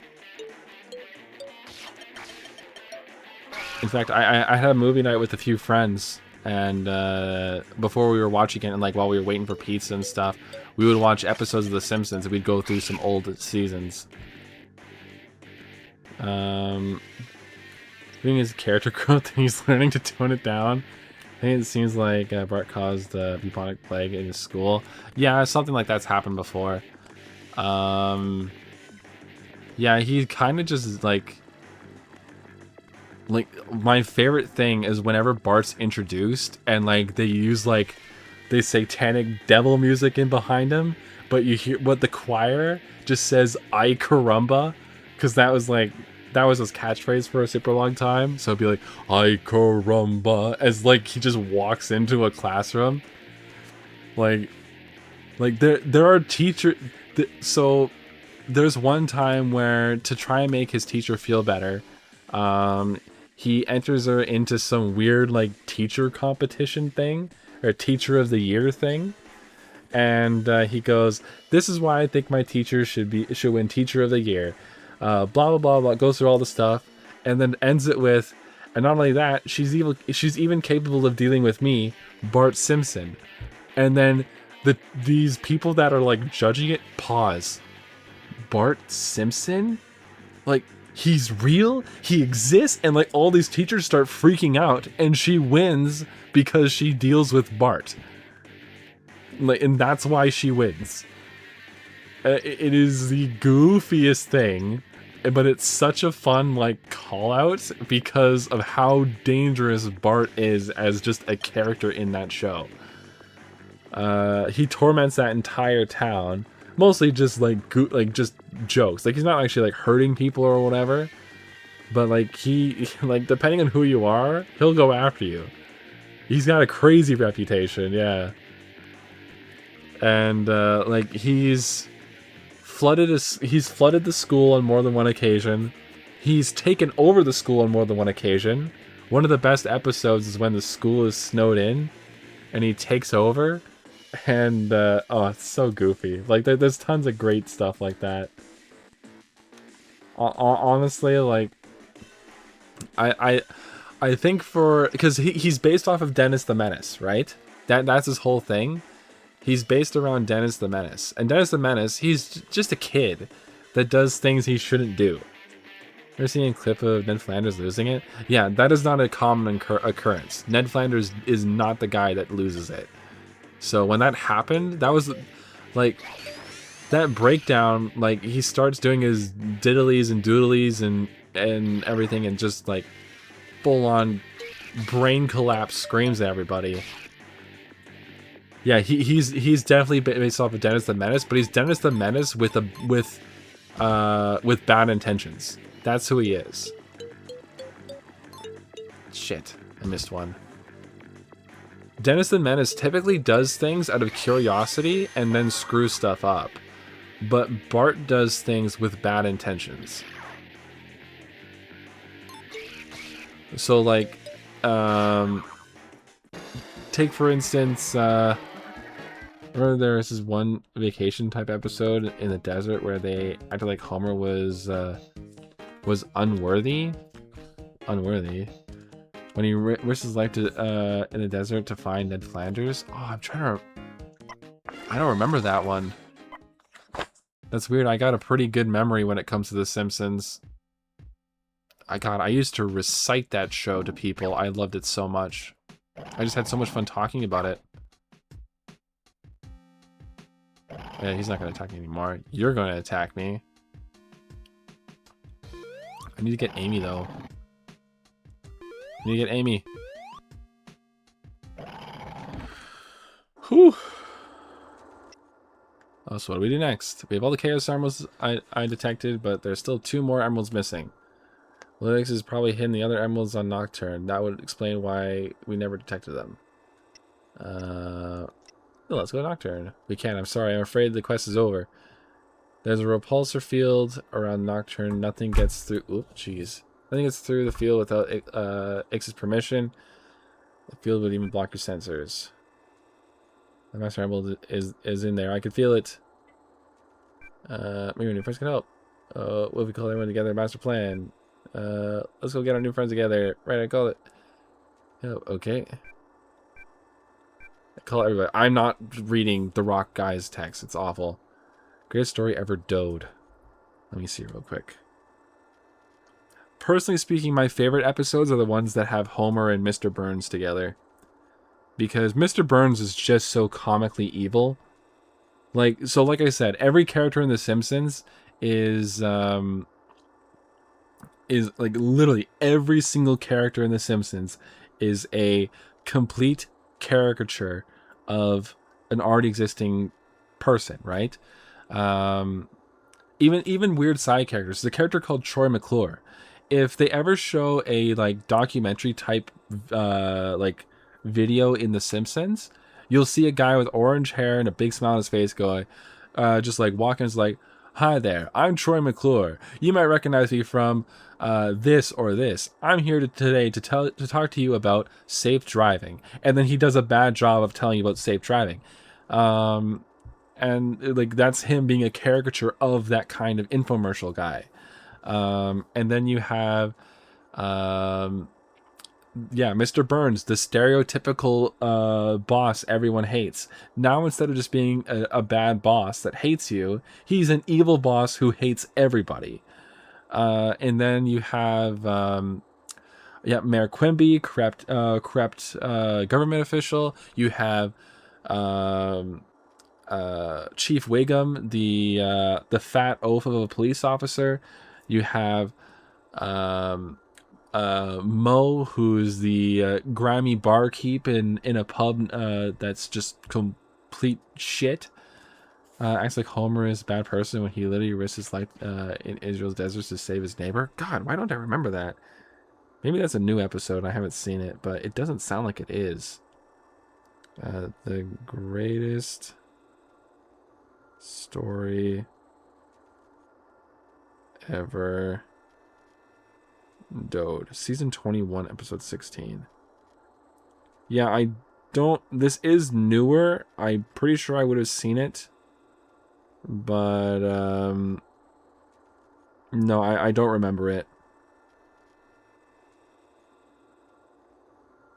I don't remember it. Ugh. People recently were comparing the McDonald's CEO to Krusty the Clown. Yeah, because there's a clip from the Simpsons movie and other things as well where he's like, our new burger is so good, I love it. Takes a bite, and then they say cut, and he spits it out, throws away the garbage, or throws away the rest of the burger, and goes from there. There's other ones where he'll like, I can't wait to take a big juicy bite, and it cuts to another guy that looks nothing like Krusty, and it's just a zoom in of his mouth, and takes a bite, eats and chews, and then cuts back to Krusty, and he's just like holding a burger with like a perfectly cut slice out of it. Yum. But yeah, like that's a whole thing there. Just almost went down my throat.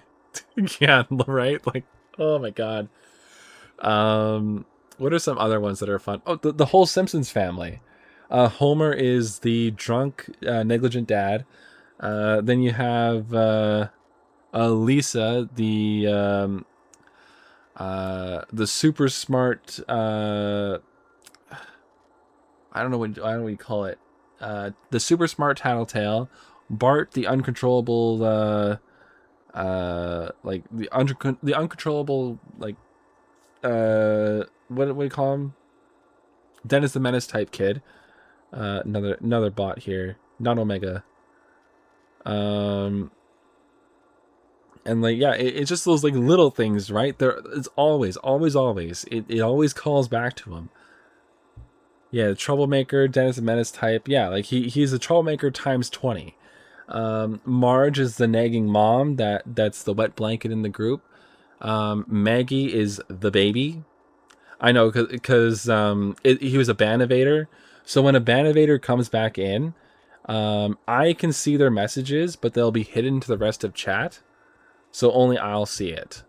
It's because if I ban someone and they're mad and they come back, then they come back on a new account.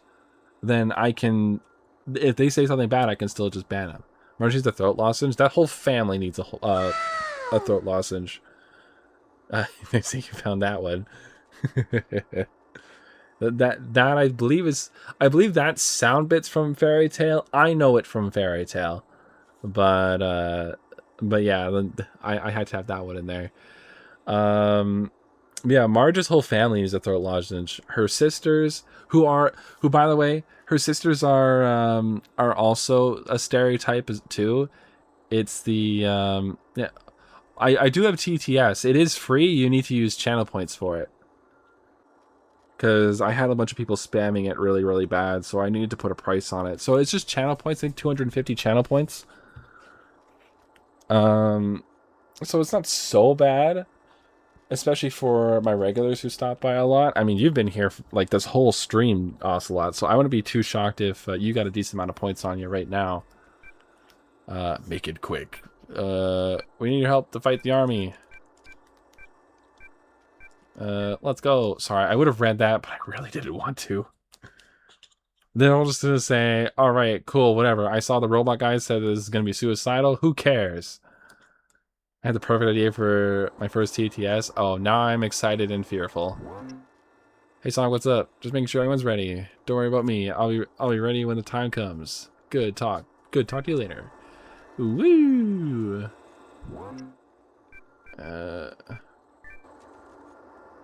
Okay. So, let me go back here. Oh, sorry. Marge's sisters. Yes, they're a stereotype as well. Okay.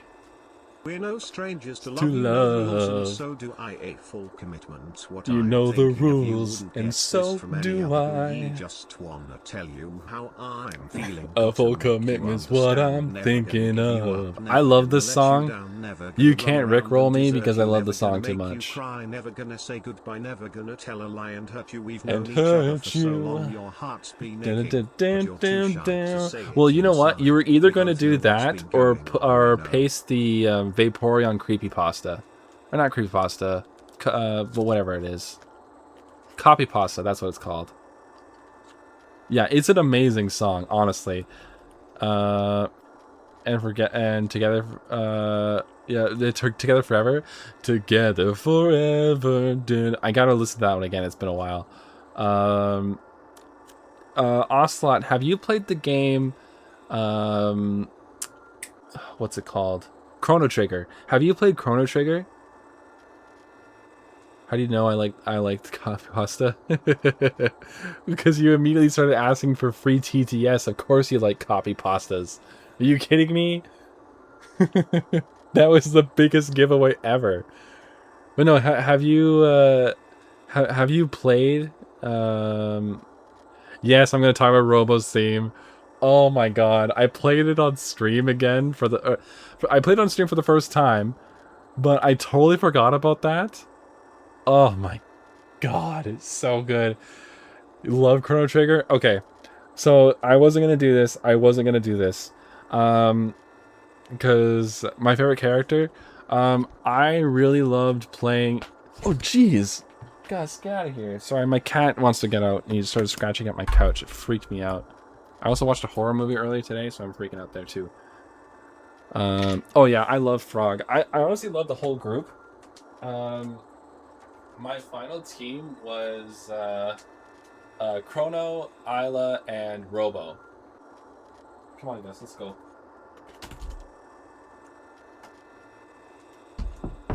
Sorry about that. My cat scared the shit out of me. Oh my god. They actually beat the game. Oh, it's such a fun game. I plan on playing it again this year because I want to play the new game plus. And we actually played it from the Super Nintendo too.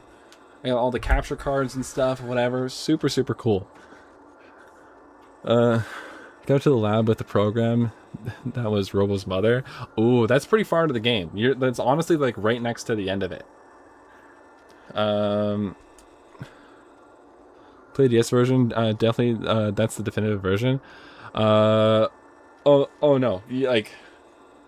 I am not playing the DS version when the Super Nintendo version still exists. If they want to put the updated DS version on the Switch, I will happily play that one. But I don't know, Frog speaking normally. Oh, I see.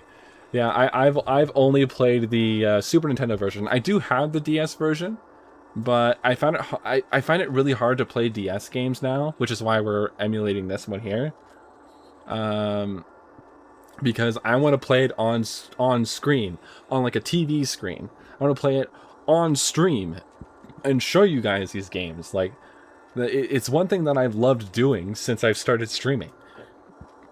But yeah, so I wasn't gonna do this. Do you mind if I quickly talk about some confused civilian lore? That's me, by the way. I'm the confused civilian. I was originally one guy split into 6. Just to go over it really quick. This is actually gonna do a thing. So here, one sec. Let's save state. Blah, blah, blah, blah. Sorry, I know it's kind of a weird thing to just bring up out of nowhere. Okay, I was originally one guy. Put on a mask. The mask went ballistic, and now I'm a bunch of guys. I wonder if there's a mod for the original game to make it like the DS versions. Well, it's pretty similar to the DS version, but like the biggest thing is that it doesn't have those cutscenes, you know. But everything else is still like the exact same, as far as I recall. Doesn't have cutscenes or voice acting though.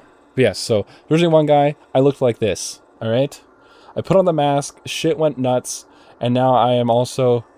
Now I'm not only chill, which is the name of this avatar here. I'm heated. See, it's gonna. Okay, it's loading. That's why I want to make sure, because if I tried to save this, or if I tried to load this, it would have loaded me all the way back to the beginning of stream, and that would be really bad. That's why I wanted to save. And then so we got chill, heated, stoner, lover boy, scaredy cat, static, who was our Sonic the Hedgehog one, and twin. Because people voted, they wanted a female one, and you know what, I was totally down for that too, because it was so hard to find people that wanted to draw male characters. So that was fine with me. The reason why I bring that up is because guess how many playable characters there are in Chrono Trigger? That's right, there is 7 of them.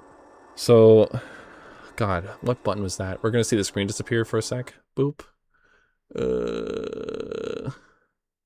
Where the hell do I have them? Oh, they're under caps lock. Okay. Okay.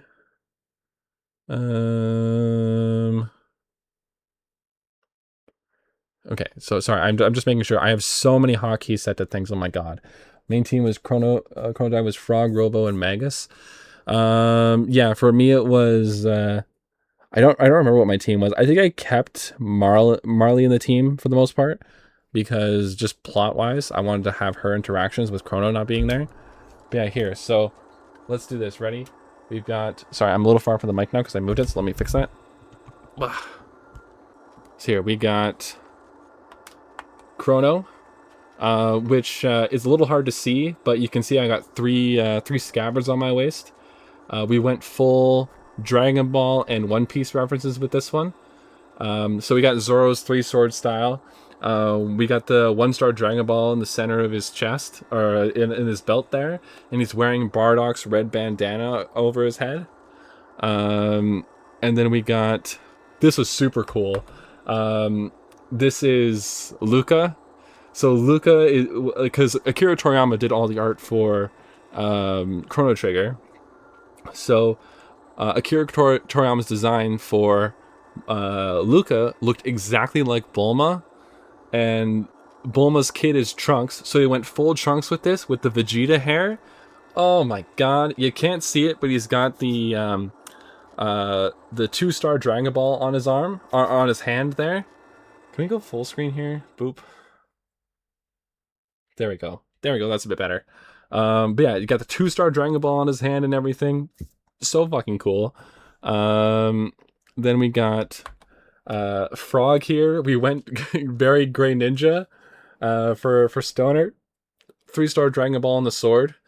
Because the upgraded sword looks like it has like a little ball in the center of it. Worked super well. Holy crap. Love the little like the pipe he's got there too.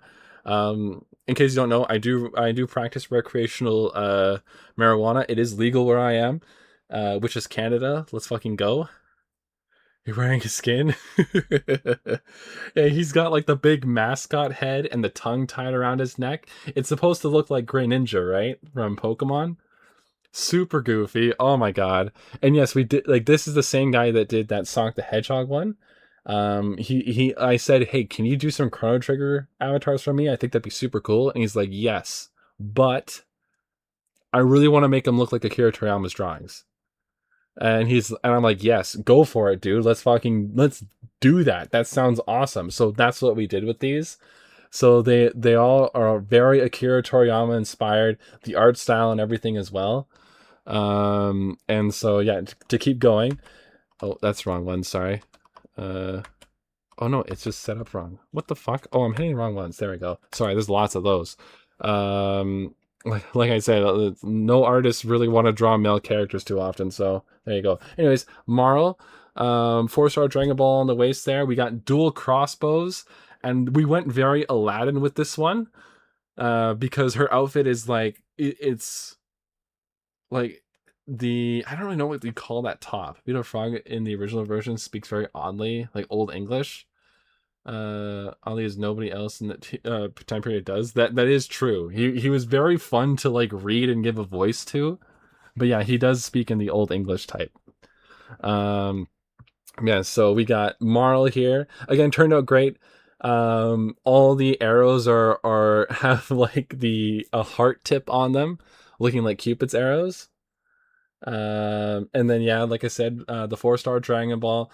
Yeah, we went full Aladdin, so that's why he's got like the pink vest on and everything, and turned out so good. Love him so much. Let's keep on going. We briefly saw him.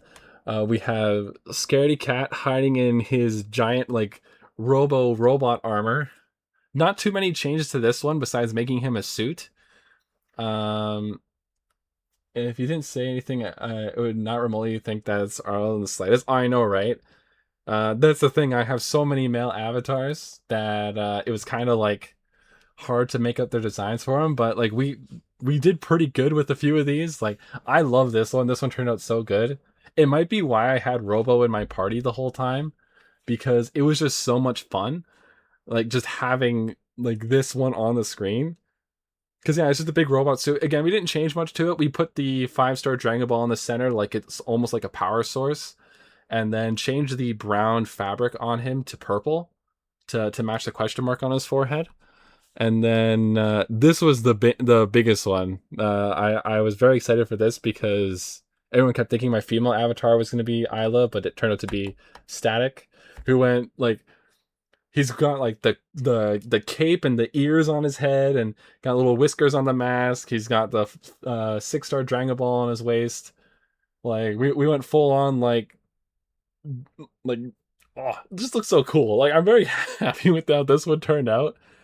Like the way he looks reminds me of Kid Goku with the big smile and the eagerness and stuff, but like he just looks fucking huge. Oh my god.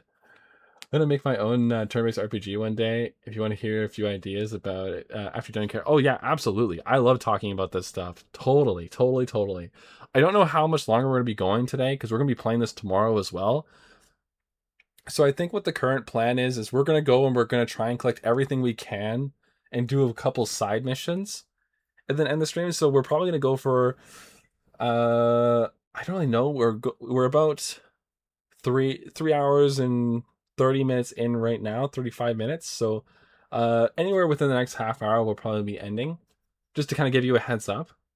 But yeah, we'll jump right back on that, no problem. Absolutely. I love talking about that stuff. But here, we'll go to the final one. So yeah, Static. I love how he turned out. Super cool. I just love the whole energy that comes around him.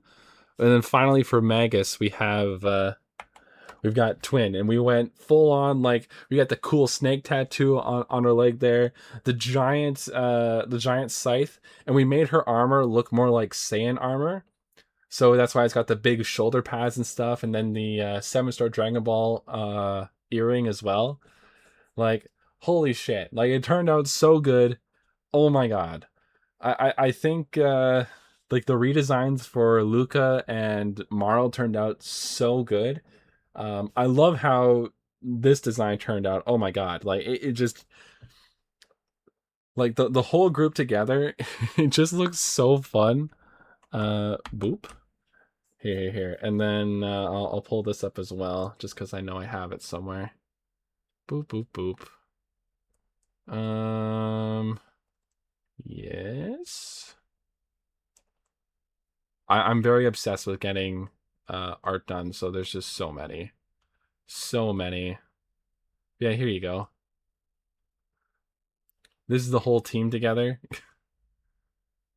Yeah, it just Tenguki's amazing. I love him so much. He's working on more stuff for me right now. The girl Magus is cute. Oh yeah, like it turned out super cute. But yeah, this is the whole team, and like it was so fun because the way I had this set up, I know you can't see me right now, sorry. The way I had this all set up, I'm gonna also pull the mic closer. At the top right of the screen, above where my chat was, like it had our 3 party members, but it had them as the characters here instead. And so it was really fun to, like, if I swap my team in the game, I would swap the I would swap the actual, like, thing I had in over my chat to match. And so I got to keep showing them off all the time and swapping through the characters all I wanted. It was super cool. And yeah, I do really want to go back and do that game again. That is my plan. When exactly, I don't really know. Probably later this year, just because we're going to be very RPG heavy for a little bit. After this game, we're playing Mario Galaxy for the Wii, and we're playing that for Mario Day, and just like to start the series. A new avatar coming with that, by the way. That'll be fucking awesome. Tenguki's all over that shit. Then Super Metroid after that. And then somewhere in there, we're going to sneak in a Nuzlocke of Pokemon Renegade Platinum, because fuck you, Nintendo. And according to all known laws of aviation, there is no way a bee should be able to fly. Its wings are too small to get its fat little body off the ground. The bee, of course, flies anyway because bees don't care what humans think is impossible. Because bees don't give a fuck. Yellow, black. Yellow, black. Yellow, black. 2, black and yellow. Let's shake it up a little. Barry. Breakfast is ready. Coming. Hang on a second. Hello? Oh Barry? My god. Adam? Can you believe this is happening? I can apostrophe T.I.'ll pick you up. By the way, if you are interested, we do plan on watching the B movie in my Discord. One second. And since Discord decided to go back on all their bullshit, I guess here's link. I hit the button by mistake. Boop. We do plan on watching the B movie again. I did watch it for the first time a while ago. Or not first time. I watched it for the first time in an extremely long time on stream last year. I'm not grossed out by the human bee romance. It's because there's so much other shit going on in that. Like, you do realize that that whole movie takes place over what would seem like an insanely long amount of time. Because they go to a whole trial and everything. A bee's lifespan, depending on the time of year they're born, is only like 6 months.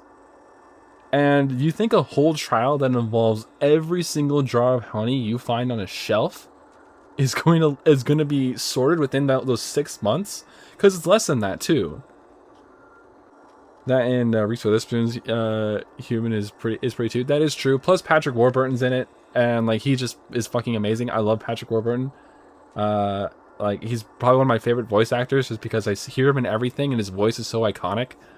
That's Croc from It's Good the Bees Live Longer than Saving Bees. Like, it's so weird. It's so weird. But so because we watched that last year, and I very unfortunately forgot to record it, because that was one of the first things we watched. I have a free Patreon I upload all my movie reacts to, and we've done that for almost over a year now. I think April will be about a year. I don't know why I said almost a year. So sometime in April, we're going to be watching the B movie, and we're going to fully break it down. Like, I'm going to pre-watch the movie and take a bunch of notes, and we're going to actually dissect the movie as we go through to figure out every single reason why it is so weird and bad. Remember the B-girl from One Piece says totally their kid? Oh my god. They're just so goofy. Holy shit. I can't wait to watch that movie again. It'll be so great. I'm going to get a special avatar made for that as well. And yeah, it's gonna be just like me in a lab coat with a black and yellow striped shirt, and just being angry at the movie. I haven't seen Always Sunny, but that picture of Charlie Day where he's like slamming his hand on the table, like theory crafting some bullshit with like a bunch of pictures behind him in red thread. I'm basically gonna be recreating that. But it's going to be like, what the fuck is going on in here type deal. Like, I'm very excited. Very, very excited. And we're going to do a full breakdown on why that movie is so weird and doesn't work. Like, oh my god, I am very excited for that. Okay, so no, we need to get Amy first. Because we need to get that egg first. That's our big thing. First is egg. And we need... we'll get shade, shadow, and we'll just do rouge. And Amy, because we'll do the same team. No. Okay, and then, oops. Whew. That's also wrong. That one. Okay.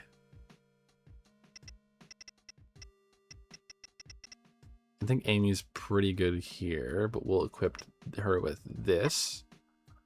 And we'll equip her with this as well. God, this is so unorganized and weird to look at. So we have 1, 2, 3, 4, 5. Nocturne, Relic, Nurgle Shipment, which I forget what I'm supposed to do with that. Let's point the Nurgle Swamping Pools. Enter a cave to the west to find... I did that already.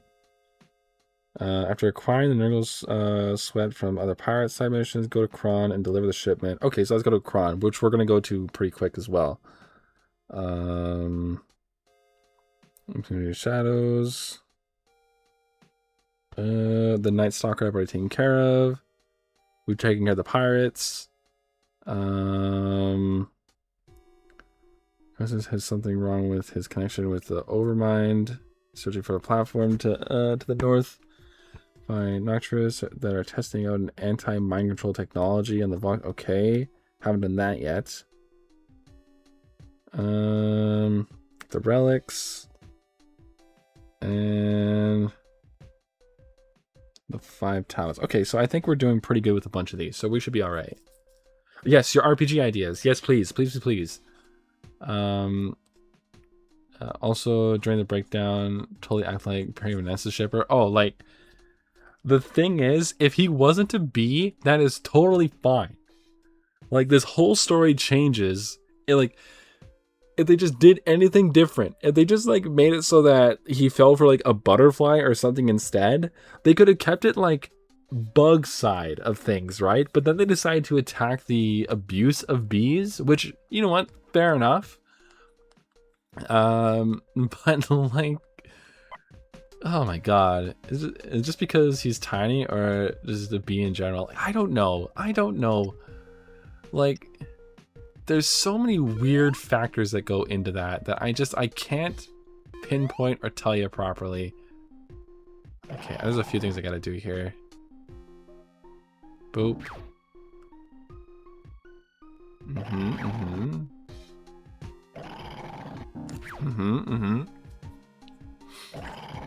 Oh my god, get out of here. Fuck. I don't want to keep fighting these guys. I also don't need the fire anymore. I'm fine with human anthro-animal relations in media. Oh, I don't give it. Like, it doesn't matter to me.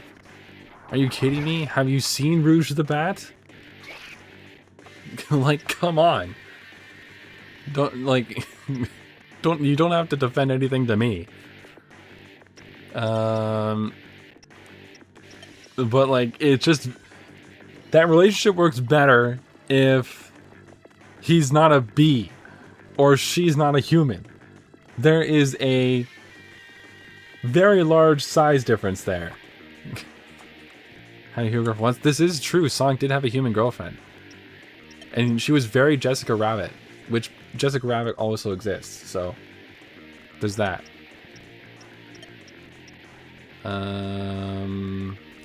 Plunder and plunder. I'm gonna make Amy hit things.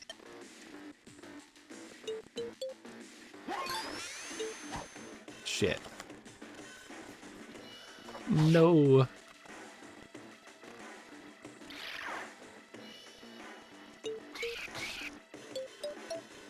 Boom. Wow, that worked out really well. Shit. Boom. You want a lease? Oh yeah, that's right, there's a lease too. Yeah, that was weird. The crazy thing with the lease, all they had to do was push for Amy a little bit harder, and it could have, and like, they could have just done that exact same plot point with Amy kissing Sonic instead. It was just weird that it got to that point. Even if she kissed his forehead, it would have been different. They didn't need to do that, but it's whatever. You know what? It's not hurting me, so it's fine. It's just weird. Oh, why am I doing that? Let's do attack. Boop.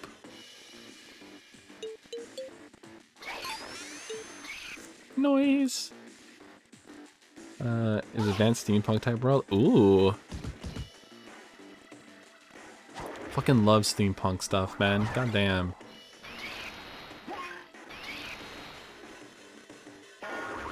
Nice. Ow. One more hit. Boom.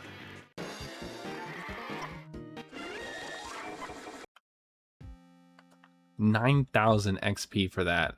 Holy shit. Add. God damn it. Always an ad.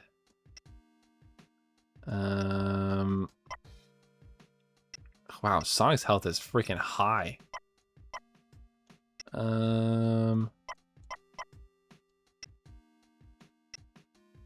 Okay. Oh, and Amy. Oh my god. Like, when did these guys get so freaking strong? I feel like I completely missed that. Ads done? Hell yeah. So yeah, steampunk RPG. I love that idea already. Always love a good steampunk RPG. Or steampunk anything, really.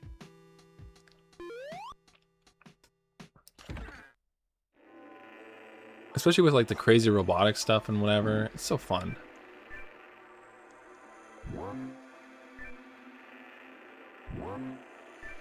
Why can't I take this? I need this. Do I have to go all the way back to Thebes and ask if I can take it? That's why I went back this way.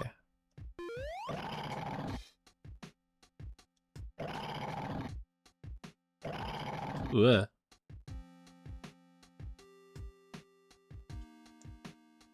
Boop. Alright, alright. Whew. Hope this works.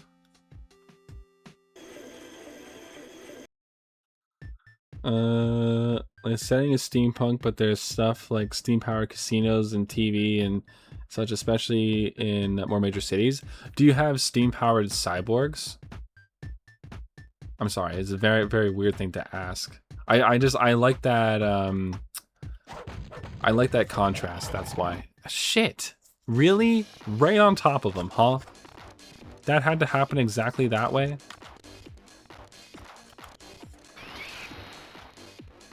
Boom. Boom. Boom. Okay. Axe kick. Axe kick. Attack.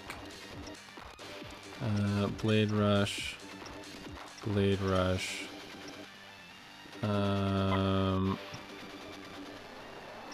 Plunder.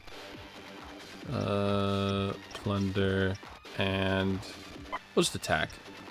Her attack's crazy strong. Fuck. That was just bad. That's a real bad one. Why? At least the turkeys are gone. That is true. Plus, yeah, I definitely have robots. Let's go. Shit. We love steam-powered robots. Ow. Just got your shit.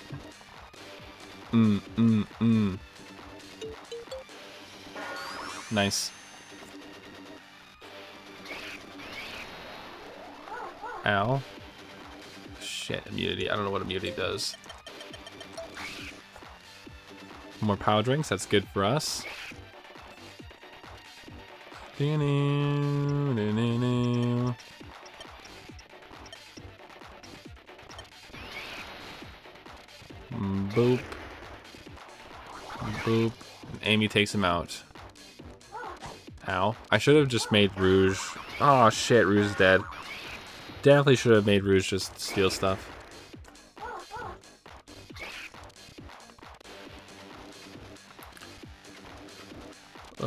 Shit, I want that experience points. Crap. Fuck, he's gonna get away.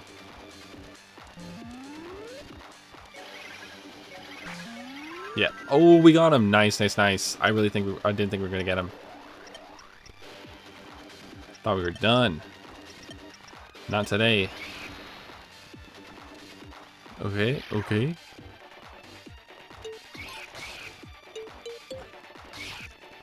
Nice. There is young adventure guy from Icy Iceland Island. Built an airship, and on its maiden voyage, he crash lands and inadvertently stops the plot of an antagonist, fake religious leader type villain who wants to use mythical beings called Guardian's powers. Oh shit! So he falls right into that shit. God damn. Like immediately I'm just thinking like, do they take his ship and like leave him for dead, fixing it up, but doing a really poor job, and now he just wants to get his ship back so he could adventure the world. But turns out the entire time he tried to get his ship back, he was still having that adventure and meeting new friends and along the way. That's immediately what I pieced together from that. Sorry, I love this. You're actually the second person to talk to me about their cool RPG ideas. And so, like, I fall right into it. I love that shit so much.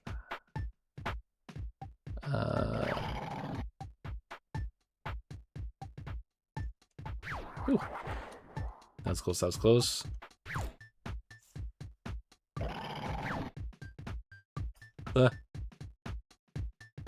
No! Maybe he could build a temporary airship and he wants his original back. Yeah, and he's or like maybe he's forced to work with pirates instead or something, and so he tries to work to build up their ship to help him. Meanwhile, like to spare his life, and like slowly the pirate group starts building up, or like there's a mutiny and the captain has to kill everyone on the deck with your help. And together you rebuild a new crew of trusted friends. Sorry, I don't mean to write your thing. Yes, I did, definitely. Yeah, I love this stuff, man. I could talk about stuff like this all damn day. Which, as you can tell, there's a lot of things I could talk about all damn day. The mind doesn't stop. It only goes to sleep for a little bit. Speaking of, I still gotta get my freaking my blanket sorted tonight. I just did all my laundry, so including getting my some of my stuff sorted here. So I'm feeling really good. I'm excited. I'm excited for bed tonight. It sounds weird, but I am excited for bed tonight. Boop. Nice clean bed sheets. Goddamn. And I take inspiration from that bit. Oh yeah. And he actually beats the main antagonist in the first confrontation, since he's not exactly physically strong himself. But then his goons take him down. Oh, is it gonna be like his goons are actually the ones running the thing? Or is it gonna be that he's still the one in charge and they respect him for it, but they all understand his limits? One is-string subversion. Ooh.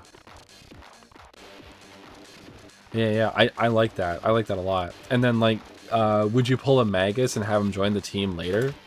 Because his crew overthrows him or something?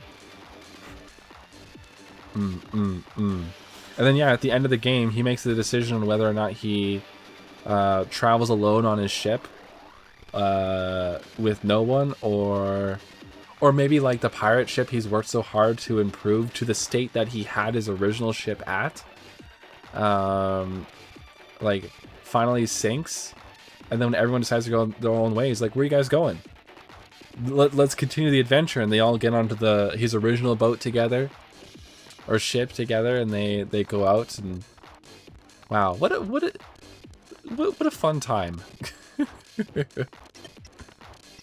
I'm making myself a little too excited here. Boop, boop. Oh, I think Rouge is dead. Oh no, going for Sonic. That's okay with me. Nice try.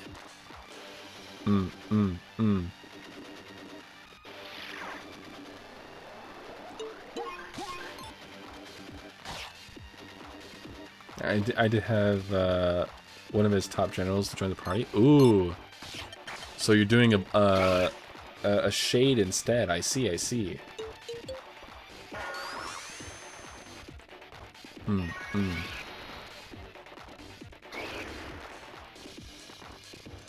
My friend who I'm hopefully one day going to make it with has been on a long hiatus. So, oh, that's fair enough. Yeah. I know I worked with a few people who just got back from their hiatuses, so I'm eager to get them to help me with new things. And ooh, the Guardians are one of the main objectives. main protagonist has to try to get their power before the villain does. So he's like, So here's what I picture, and I don't mean to write your story for you. That's not what I'm trying to do. So feel free to correct me or shoot down ideas or whatever that I come up here. This is just what's coming to my head. So, main protagonist wants to go on an adventure. The main goal is to find these guardians because he wants to gain their special power and travel the whole world. Meanwhile,